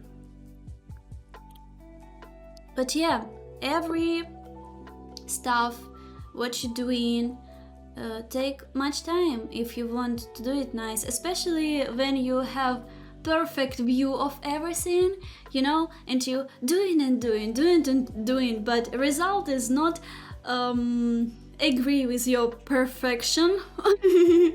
So your perfection not agree with the result, if to be correct. Your perfection not agree with the result, and you're trying to find this perfect, but there is nothing perfect. Sometimes I'm made the sound producing part of the songs, of the covers, and I really don't like how it sound. And but I was fighting with it like several days, for example. I just left it. I just left it for several days. Then I come back to it. I listen and like, girl, it's not as bad as you thought. Like, not so bad. Let's like fix this a little bit part, this a little bit part, and it'll be nice. So don't be sad, bitch. You know, so sometimes you just need take some time, take some space from the what you were doing and you really don't like the result. Sometimes you need to take a break, like doing something other, and then you come back and listen it or watching on something you draw, for example. Withdrawing it also sometimes happen. Artists will understand me. And you're watching it, you're like, what the fuck is that? Is that piece of shit? So, you know, and then in a while you're watching on it and like, but it's not bad. It's like nice sound, you know, so just need like a little bit fixed maybe, or sometimes it at all should be not fixed because it's like okay, just for this day when you listened it was sound like a shit. Be nicer with yourself, Tori. Oh, I'm trying, but it's so hard when you go into like some perfection in your mind, you know, like perfection what create your mind actually, because like nothing is perfect in this world. Yeah, like come on. Can overproduce things sometimes. Oh yeah, this is also can be. Sometimes you can listen some songs and like, damn, this guy worked or too much on it or not much, that's why it sounds like this, you know. And you're like, damn, what the fuck. But yeah, can also overproduce. That's why you need really take a break for a while when you working on something and you feeling like something is wrong with the sound or whatever you're doing, and then you come back to it with fresh view. You rest a little bit of this project and you come with fresh view, with fresh ears, and listen it or watching what you did and see some details which you didn't notice earlier, for example, or whatever. You will get banned not for not being nice to the streamer. Okay. I get you. Lol. Funny. Can you imagine streamer ban itself on the stream? It'll be so fun. And you get on the screen, streamer banned itself. Streamer ban yourself.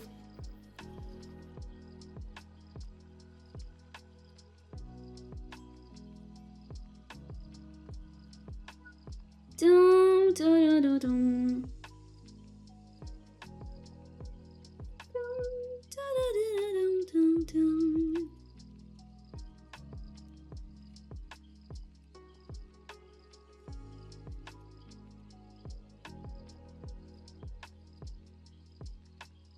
Dum, dum, dum, dum.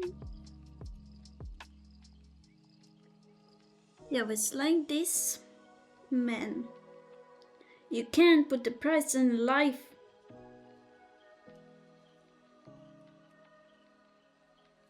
Every time I'll wait to the next day before releasing song. Fresh ears hear things different. Yeah. It's good. You releasing? Are you doing the song itself, or you music producer, or whatever? I forgot if you talked about this here. Yeah, I go with my shot. It fell me not.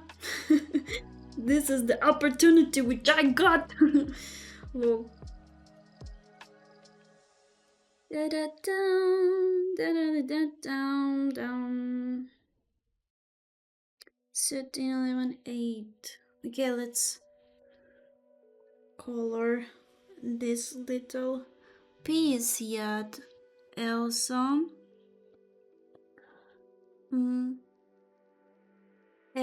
Lil Amateur Beats. No, I haven't mentioned it before. Oh, you do amateur beats? Oh, interesting. Do you have a Spotify? Or where you post it, maybe YouTube?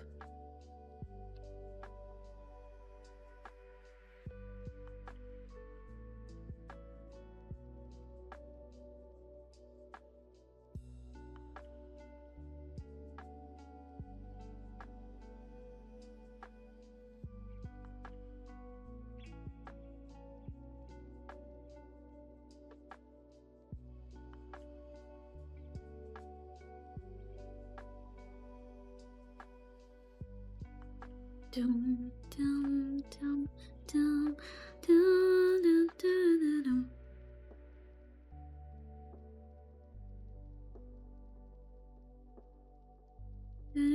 dum. SoundCloud. Ah, you have SoundCloud. Well, you can share a link with me in direct messages if you want to.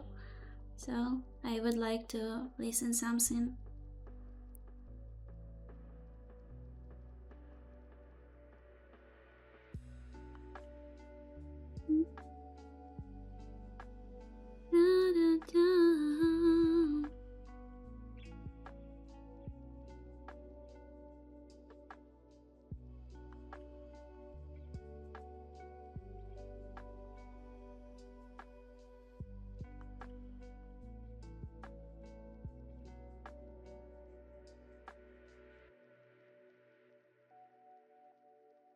It's 11. A little piece of 11.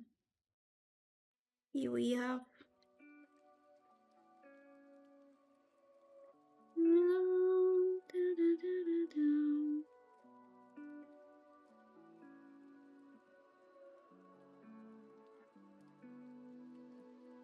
Pete, fail me not. Not really your kind of music. Actually, the latest are just scrappy sketches. But I would like to hear anyway, even if it's not my type of music. Like, I just would like to hear. But if you don't want to share, it's okay. Don't worry.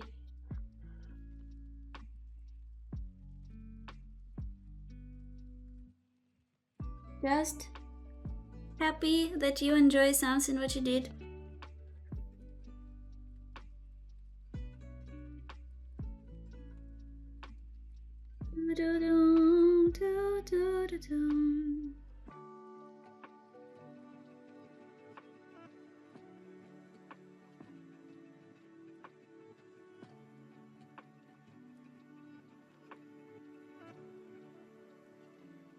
I've been noodling on a guitar a bit lately.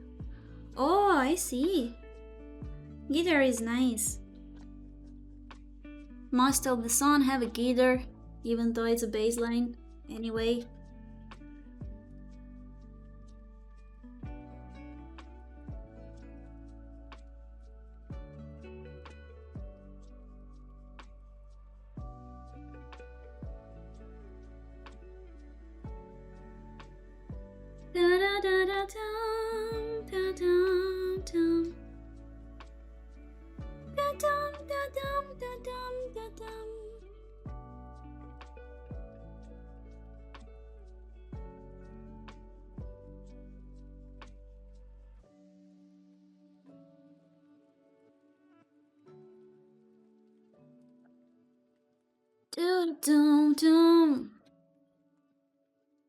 So, this is what we got. I later will all mix of this thing, like all the background, because I did just for the line. Later I will mix it. This is what we have so far. Honestly, looks cool. Just need to mix all of this stuff, and will be so magical at this point. Like, here, all this thing, we need to mix it to make a gradient, and it's be so beautiful. So really so nice. So good, pow, pow, so good. I got you, why? So, yeah. Should be beautiful and nice. Welcome back, Josie. Sorry I take so long. There are some things only in day we can do here. It's okay, don't worry. So it's a close to end of the stream, but so 3 creepy true student horror story. Let's listen. 3 creepy stories and where the music playing. Stories, I'd like to talk about today's sponsor, Fume. Fume is an award-winning flavored air device. Does include take a shower. Becoming the leading alternative to vaping. It's nice. Fume will become a habit you're free to enjoy and makes replacing your bad habit easy. It fills the void in a natural, guilt-free way, and you won't feel left out as your friends are reaching for their bad habits. Fume isn't like vaping. It draws flavor to your mouth without the vapor and contains no nicotine, so it's not addictive. All flavors are non-toxic. My favorite part is it requires no batteries, so you never need to charge it. Plus, the piece looks really cool and is fun to hold and fidget with, which in of itself can help calm anxiety. Fume has served over 300,000 Wisdom. How are you doing? You could be the next success story. For a limited time, use my code NIGHTMARE to get your free topper. It's the perfect accessory to your Fume device. Slip it onto the mouthpiece for a softer, warmer feel. It's chewable for those who love to fidget, and it's reusable. Head to tryfume.com, that's tryfum.com, and use code NIGHTMARE or scan the QR code on screen to get your free Fume topper when you order your journey pack today. Nowadays, hope everyone is well. I Yeah, wasn't very be social in drawing. college. I didn't get good grades, I wasn't in a frat, I didn't have a girlfriend, and I wasn't very involved in anything. I wasn't a very happy kid. I'm not complaining though. I found a loyal girl who would never stop fighting for me in my late 30s. My life is good now. Robots? We live together with 2 cats named Blue and Raz, and I'm planning on proposing Look at! Like I was saying though, I wasn't in a frat, so generic frat parties were kind of off the table for me. I still wanted to have fun though. I mean, who wouldn't? My friends Bryson and Ian were in the same boat. We spent most weekends killing time in Bryson's dorm. That being said, we took every chance we got when it came to parties. Most of the parties we were lucky enough to go to were off campus, meaning they weren't associated with any of the frats or the school itself. One time we actually drove over an hour just to go to a party. It's safe to say we were pretty desperate. One Friday afternoon, Ian texted the group chat saying the girl he was talking to knew of a party not that far away. Ian tended to attract the strangest girls. I'm sure you know the ones I'm talking about. Bryson joked that he didn't want to go to some death metal, emo anime party, which I kind of agreed with. Ian was pretty adamant though, and convinced us that this would be a normal party. It's not like we had anything better going on. Bryson convinced his brother Chris to be our designated driver. Chris didn't drink anyway, and said he'd be down for a party, so everything was looking good. As we were driving to the party, Ian started complaining about the girl he was talking to. He said she hadn't answered him in hours, which honestly wasn't too surprising considering the kind of guy Ian was. He was actually pretty torn, and said he was having second thoughts about even going, which seemed like an overreaction. We were already 30 minutes deep, so we weren't just gonna go turn around and go home. We told him to suck it up and not let it ruin the night. After a few more minutes, Ian said Callista's profile disappeared from his phone altogether. We broke it to him that he had been blocked and she probably decided to go to the party with someone else. He pouted for the rest of the drive. When we reached the party, we instantly knew we'd made the right choice. The house was massive, especially compared to the rest of the houses on the block. Ian didn't want to go in just yet, saying he needed a buzz to take his mind off the situation. Bryson and I didn't object to drinking, so we told Chris to park a little further down the street so we could pregame outside the car. We killed a few of the beers we had brought with us and watched as people entered the house in droves. It honestly looked like a pretty lit party. Once Ian was satisfied with his buzz, the 4 of us started making our way over to the house. As soon as we stepped inside, I could tell something was off. For starters, all the lights were on, like there was no ambient lighting throughout the entire house. Just the bright overhead lights that you'd expect to be off at a college party. Most of the people there were very nicely dressed, not what you'd expect people to wear at a rowdy party. The scene looked more like a fancy dinner party than anything else, but maybe that's what it was. After all, we didn't really have any details about what we were walking into. We didn't look too out of place, but the clothing differences were definitely noticeable. The music was also bizarre. They weren't playing trap or hip-hop or any of the usual party music. Instead, they were playing some kind of ethereal, almost druggy music. I'm not really sure what genre it was or how to describe it, but none of the songs had any words, just instruments. I guess it wasn't bad per se, but it was odd. My friends and I looked at each other, trying to make sense of what was going on. We drilled Ian for details, but he said he was just as clueless as we were. The four of us walked around a little, exploring the house. There was alcohol everywhere, so we helped ourselves. A few minutes in, I started noticing people catching my eye and then immediately looking away. It was actually so apparent that I started wondering if there was something in my teeth. I figured I was just getting looks because of what I was wearing, which did make sense to me at the time. The four of us were honestly having a good time, despite the weird atmosphere. Actually, I take that back. Chris was pretty bored and said he was going to go smoke in his car. We figured it was because he didn't have a drop of alcohol in him. A few minutes after he left, a group of girls approached us. We definitely weren't super confident, so getting approached was a new thing. The three of them started flirting with us almost immediately, like it wasn't even subtle. They joked about an entrance fee, which I thought was funny until I saw that they were being serious. They were holding a bottle of tequila, which we definitely weren't going to turn down. Without much thought, and not wanting to appear uncool, we swigged the bottle. After that point, the six of us stuck together, drinking, talking, and occasionally dancing. It was going really well. At one point, I noticed a weird mark on Tina's neck. It was a short but solid green line that looked like it had been drawn on in Sharpie. The line was pretty thin, and I probably wouldn't have noticed it had I not been standing so close to her.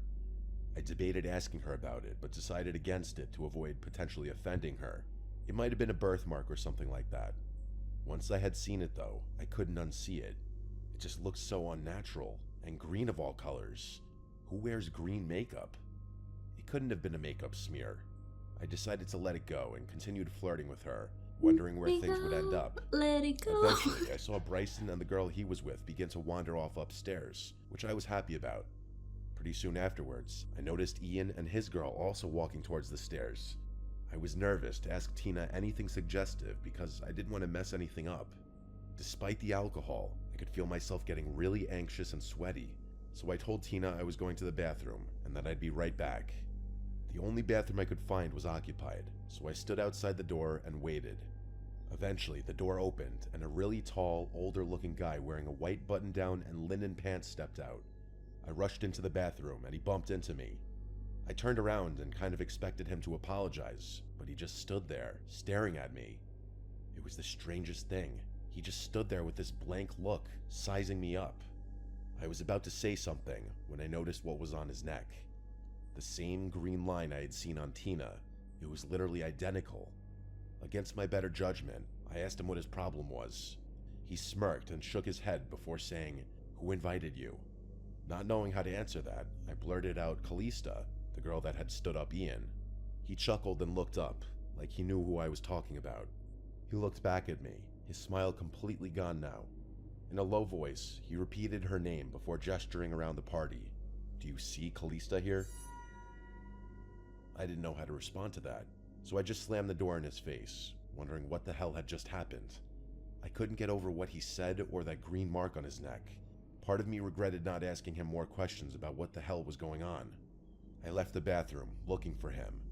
I walked past more people that eyed me up like I didn't belong.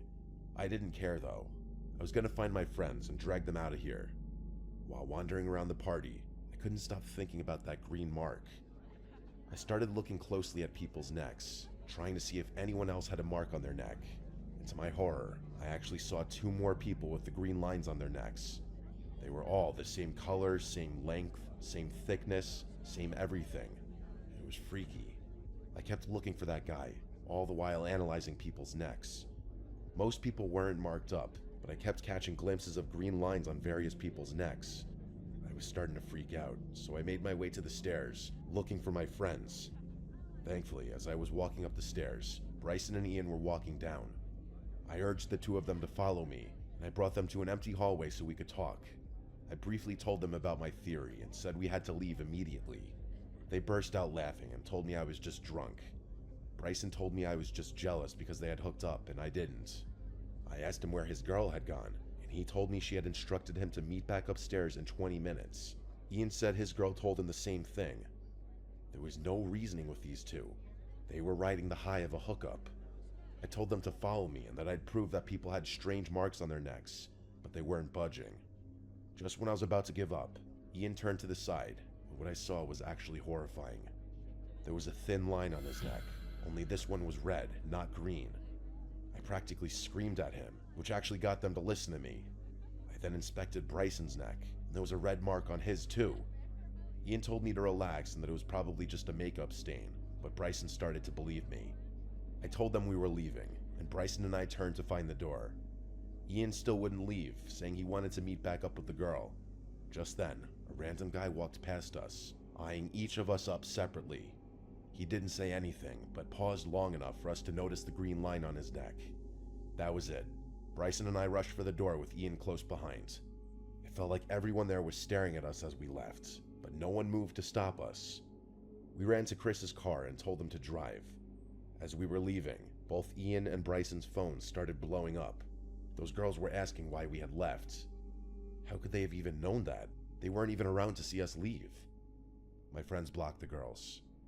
Everyone I tell this story to has their own crazy theory about what happened that night. I really don't know what to think about it, but I don't think I want to know what might have happened had that guy not tipped me off. Damn, boy. Spooky story.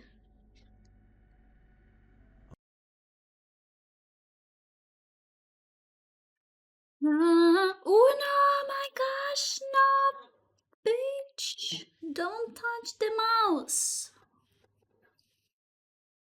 You hear robots? Where the robots is? May I see the role I've been hearing everything, but I could see anything speak about that. The creepy story about the stalker was just like Tori said, someone who wanted to rent the apartment. I told you. This is the plan. Drawing and creepy stories today, nice. Yep. Your backdrop looks cool. I like the little beds and the illuminated clouds. It's like time suddenly stopped on a windy October evening. Oh, thank you. Everyone looking forward to Spooky Win? Spooky Win? Yeah, very soon we will have some scene streams with the costumes and beautiful look. So there also spiders exist, but spiders so visible on the scene and stream. But now it's not so visible, but there are spiders too. And web also not so visible because camera focused on me so much and background a little bit blurry. Starvel looks sad without her Ninja Turtle boyfriend, I guess. They want to be together. Well, next time I will put them together, okay? Star does look a bit sad, yeah. It's drunk and it's apple. It's drunk. It have hangover from yesterday. That looks amazing. Even if I could see it closely, I'm so proud of you. Oh, we need to mix yet the background colors yet. So because it's a little bit not as I wanna, I need to take a sponge. Because with a finger, this picture with the tree, I was mixed it with a finger and it was nice. But on this picture, we need so tender mix, and I need to take a sponge to make a more good mix because this looks like a shit and a mess. So yeah, we need to like you see it's like have lines. We need to mix it to make the gradient as we could. I mixed a little bit in the down so you can see it's not the clear, but I need a sponge. I don't like how it looks like. Yeah. And then next time we'll start to draw pumpkins and then cat. Yeah, the dope. Oh, my cat just woke up. I can hear her shredding furniture for stretching purposes. Cats, why not? So another story of horny guys getting scared. Damn, guys. Spider are violently happy enemies. Where's the spider? Oh no! That went out with Donatello. They went to the disco and they returned a little drunk from there. No, Donatello don't like to drink. That's why they have had to argue, you see, and like Strawberry sitting there and Dragon sitting in another side. They just had to argue because Strawberry gets so much drunk, but Donatello don't like it. Spiders are enemies and they're getting smarter. Now some spiders have thumbs and some other spiders are lawyers. Oh my god. Mr. Tiam, hello, how you doing? You killed them all? Seems like. Oh, Strawberry was trying, don't like that. Yeah. That's why the argue start, you see. What the heck? What the heck? Why? So I'm a story graduate 3. student studying civil engineering at Purdue University. Oh, I actually engineering. started a few months ago. I was in a good place, all things considered. Oi, why Classes didn't were you going tell well. me that I is made a couple not friends. loud? The apartment I found was decently priced. The landlord was pretty sketchy, though. I had a car Pretty and lived pretty sketchy, far though. away from campus, but I liked driving. The only downside, it was a sketchy part of town, but I didn't care much about that. I'm a guy in my mid-20s, so I figured I could don't handle care. myself. Yeah, things were a we- little boring, but I was there for a degree and not a party. Everything was pretty normal until the day my backpack got stolen. I had left it on a table in a random hall to go to the bathroom like an idiot. By the time Like an idiot. Just a second, guys. I need secret room. Listen so far. Lofi beats. And I go to the secret room. Oh, now I understand. So he just need to get used to her. He will, if he loves her. Sure. If apples drink cider, are the dangerous cannibals? Not cider, why cider? Vodka. Apple drink vodka and became a Elmo singer, became a cocktail. So be right back so quick. Any secret room. I'm here. Well, I'm a baby. So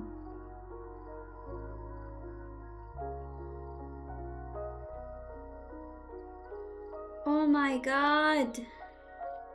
Everything in the paint everywhere in this house. Is Apple single? Asking for a friend. I don't know any Apple, but Strawberry is in a relationship with Ninja Turtle. A drunk apple and a ninja dinosaur sounds like a rough relationship. It's a dragon! It's not a dinosaur, it's a dragon! Here, hello Binks. Something. It's a dragon, symbol of the year. In my love. Because I'm a dragon too. With this Chinese calendar or whatever. I'm a dragon, this year of the dragon. Welcome back, thank you.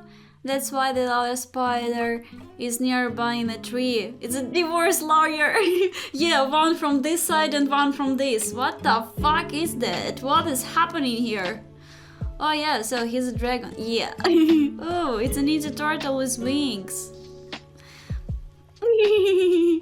I have a plushy dragon called Figment. Figment? Exist game Figment, named Figment of something, I think. So it's a nice puzzle game, you know. So if you like such a game, there's exist a game which called like this. So let's continue listen this spooky story. I got back, it was gone. Of course, that specific lecture hall didn't have cameras, so there was literally nothing I could do. I was more annoyed than anything. My wallet, keys, and laptop were in there. I had to cancel my cards and get new ones, report my keys missing to the landlord, and start looking for a replacement laptop. It was a whole thing. It sucks, but things happen. It wasn't until a few days later that I realized the situation was 1,000 times worse than I had anticipated. I drove home from campus one evening to find a handwritten note slipped under my door. I figured it was just a reminder from my landlord about something, but I was dead wrong.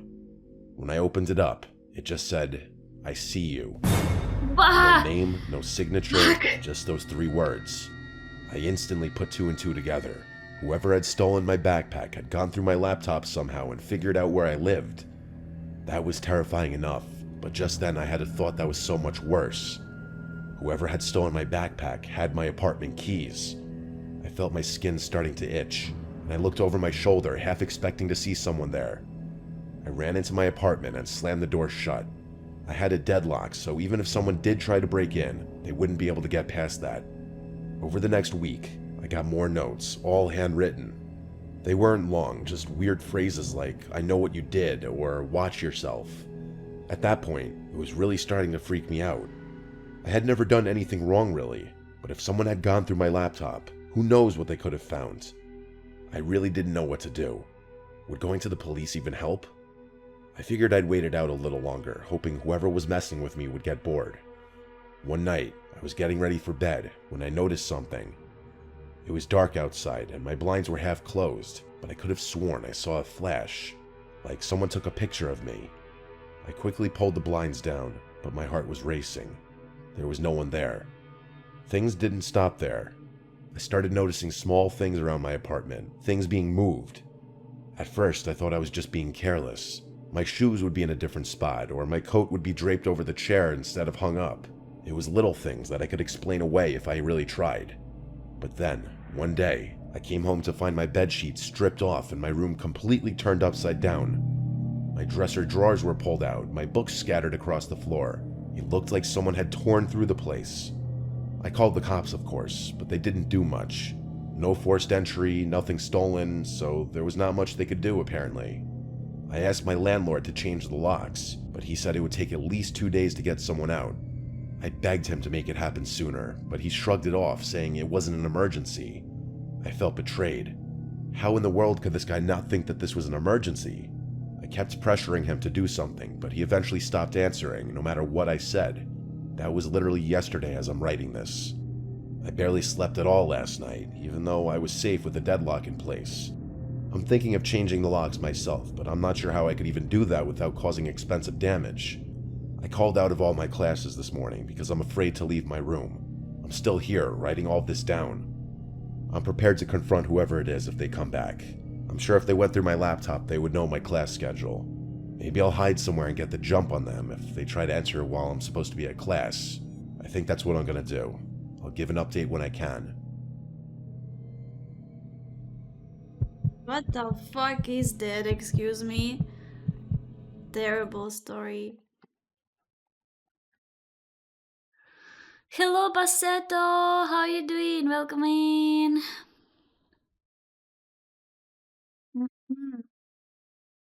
I will look for the game. I like to play puzzles and make puzzles. Thanks for the head up. Thank you. Welcome. So, how you doing, Bassetto? Also, spiders know all your Wi-Fi passwords ever. Lol. Plugs a spider into a USB slot and presses Ctrl+P to print the contents on its brain, and it's all just asterisks. What? What the fuck? So, story 3. Let's listen.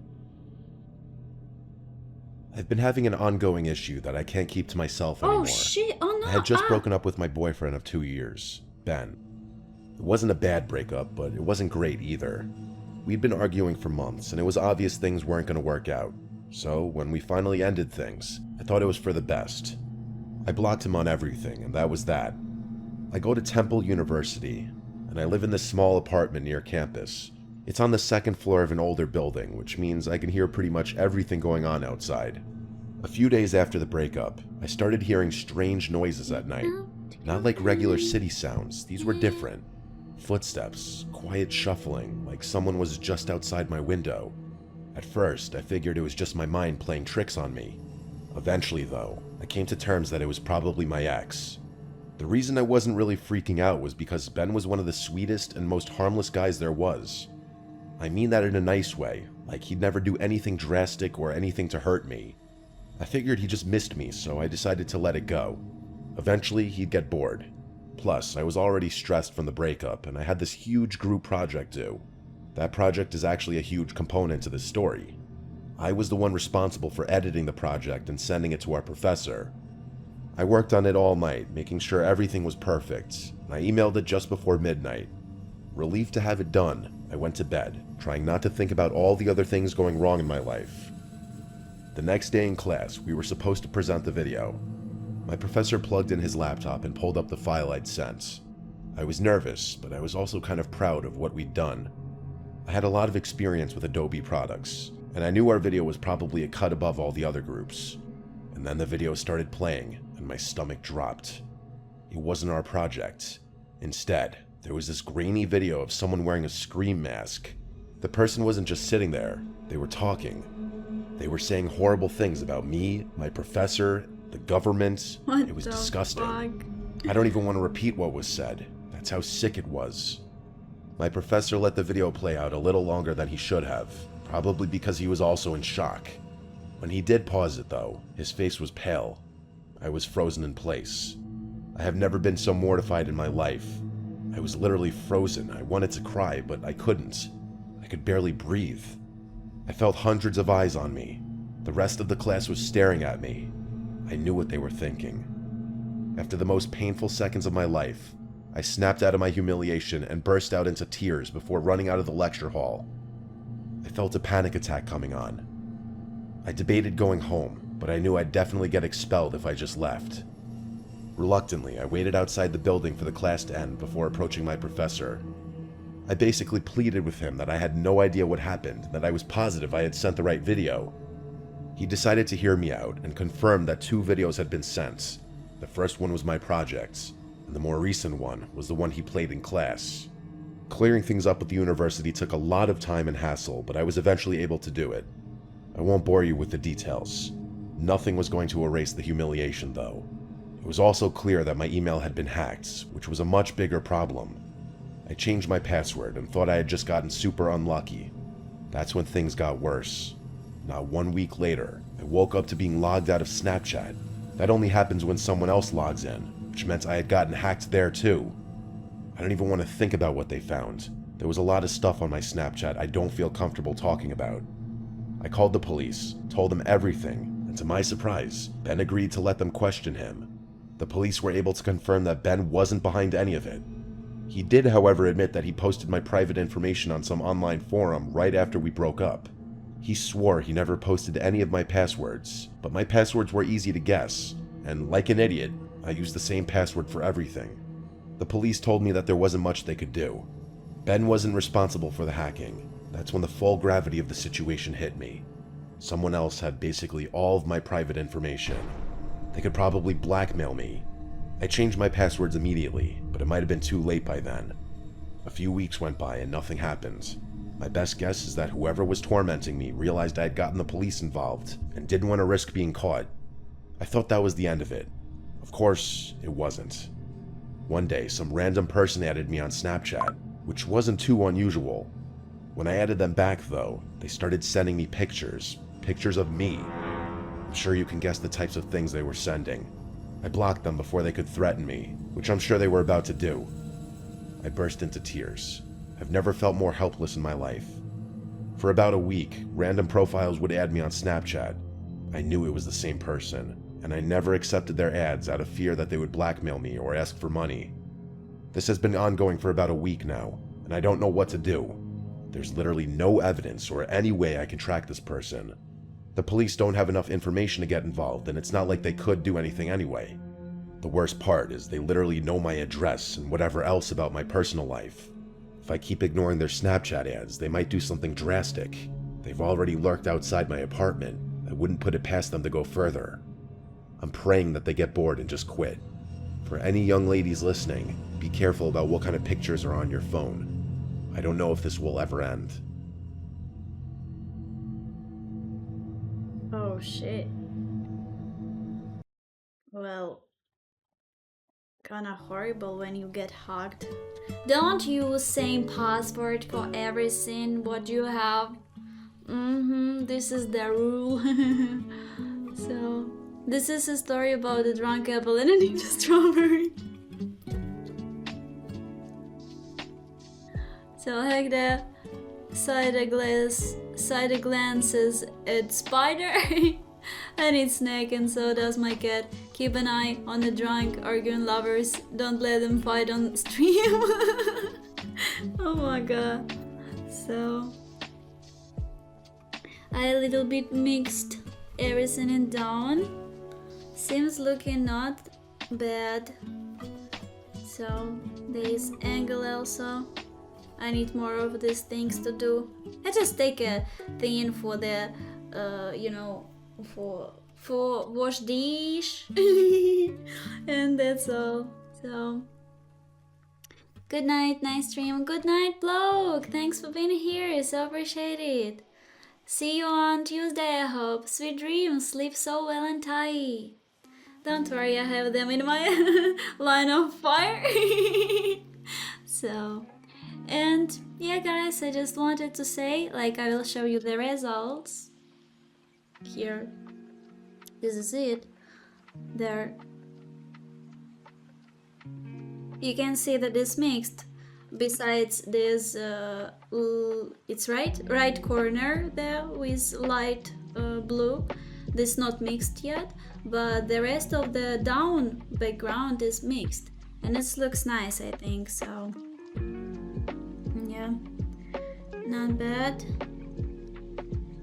So need to mix the little corner yet and all the background here. So yeah, this is our results for today. So hope you liked such a stream. If you liked, we can do next Sunday this type of stream too, or Thursday. Yeah, I think we can do it on the Thursday to finish the picture. So yeah, Lunita Hermesito como Toricito. Nice pumpkin cake, great job, thank you. So we just did only background. We need to do pumpkins. He's 5 pumpkins and 1 cat, which need to be done too. So Lunasur supervising closely. Yeah, finally you can see her clothes. I love the stream. Sunday sounds great. No, Thursday. It'd be on Thursday because on Sunday my mother come. On Sunday will come my mother and we will spend time together. So yeah, I just forgot that Sunday this is day when come my mother. So cool, hope to see you all on Thursday to paint pumpkin cat. But before Thursday, be Tuesday also, wisdom. We will have on Tuesday our regular singing stream. We continue drawing on a Thursday. So waiting for you on Tuesday all to have a fun and sing. The mother-in-law, that's right. Yeah, mother come. So it's time to say goodbye. Yeah, my baby Mausita. Tuesday singing, Thursday messy paints. Got it. Yeah, we have a Tuesday and Thursday. Yep. So oh my god, no, not goodbye with the Luna. Cat don't like to say goodbye. Goodbye my lovers, goodbye my friends. So we're gonna miss you. I'm gonna miss you too, my beautiful fluffy meowcitos. So thank you that you come, thank you that you stay with me. Thank you for watching, thank you for chatting, thank you for listening stories, thank you for sharing stories, thank you for everything that you do to me. You're so amazing and hope you spent nice time here and we talked nice. I love it. I didn't expect that it'd be like this at all. Like times, by the way, passed so quick. I didn't even notice. Have you noticed the time? We have 4 hours of the stream, by the way. Excuse me, it's flied so quick. I'm so grateful to have such a wonderful, beautiful, and amazing people here. Thank you so much for spending time with me, for listening stories, and just had fun. Yeah, I hope so. And also we drawed also together, because did you saw Josie on the Discord? A bloke shared his picture, like he colored the picture which you sent on Discord. It looks so beautiful and nice. It's nice when you drawing do with us and share on the Discord. It's amazing. I will find, by the way, the Raycon picture. I hope I not forgot about this. I will find the Raycon picture and share with you on Discord. So yeah, the Raycon with a watermelon. So we need a 6-hour stream for next time. Well, 6 hours is possible, but I need to start in a time like 5 p.m. I need to start the stream, and around 5 hours we will have for sure. We can have. So with drawing is possible, but with the singing no. Yeah, at once we had 8 hours of the stream, Josie, when I had record session stream. Record session stream also will be maybe in November. We can do at least one record session stream, but it's be of course nice to do several in a row, because to make a project done, you know. So maybe we will have it in November, or if not, we will have it in December. So record session is be good for this, because I'm so focused on it, and I even didn't notice how the time flies, and it's really 8 hours going. They'd be 9 also, but it became too late. It was 1 a.m. when I finished the stream. So, and I also need to eat, shower, and I gone to sleep at 3 a.m. this time when I had this long stream. So, and 3 a.m. is so bad time to go into sleep, so yeah. You know, I like your streams. Thank you, I'm so glad that you enjoyed it. What time is now there? Now it's 10:27 p.m. So yeah, record session stream. Yeah, boy! Next Sunday, relationship counseling stream for drunk Apple and Ninja Dragon Strawberry. What the heck? Could last 24 hours, bring tent. Damn funny.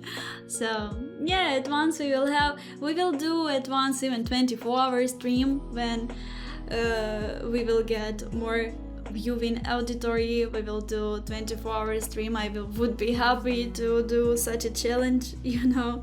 It's be fun. So yeah, but for now 22:38 time. Oh, we have the same time here, Tsukurus. So the same time. Ah, but why you have on 10 minutes more than me? I have 28. 10 minutes more than me. You on 10 minutes in the future. What the heck? So yeah, I'm from Latvia.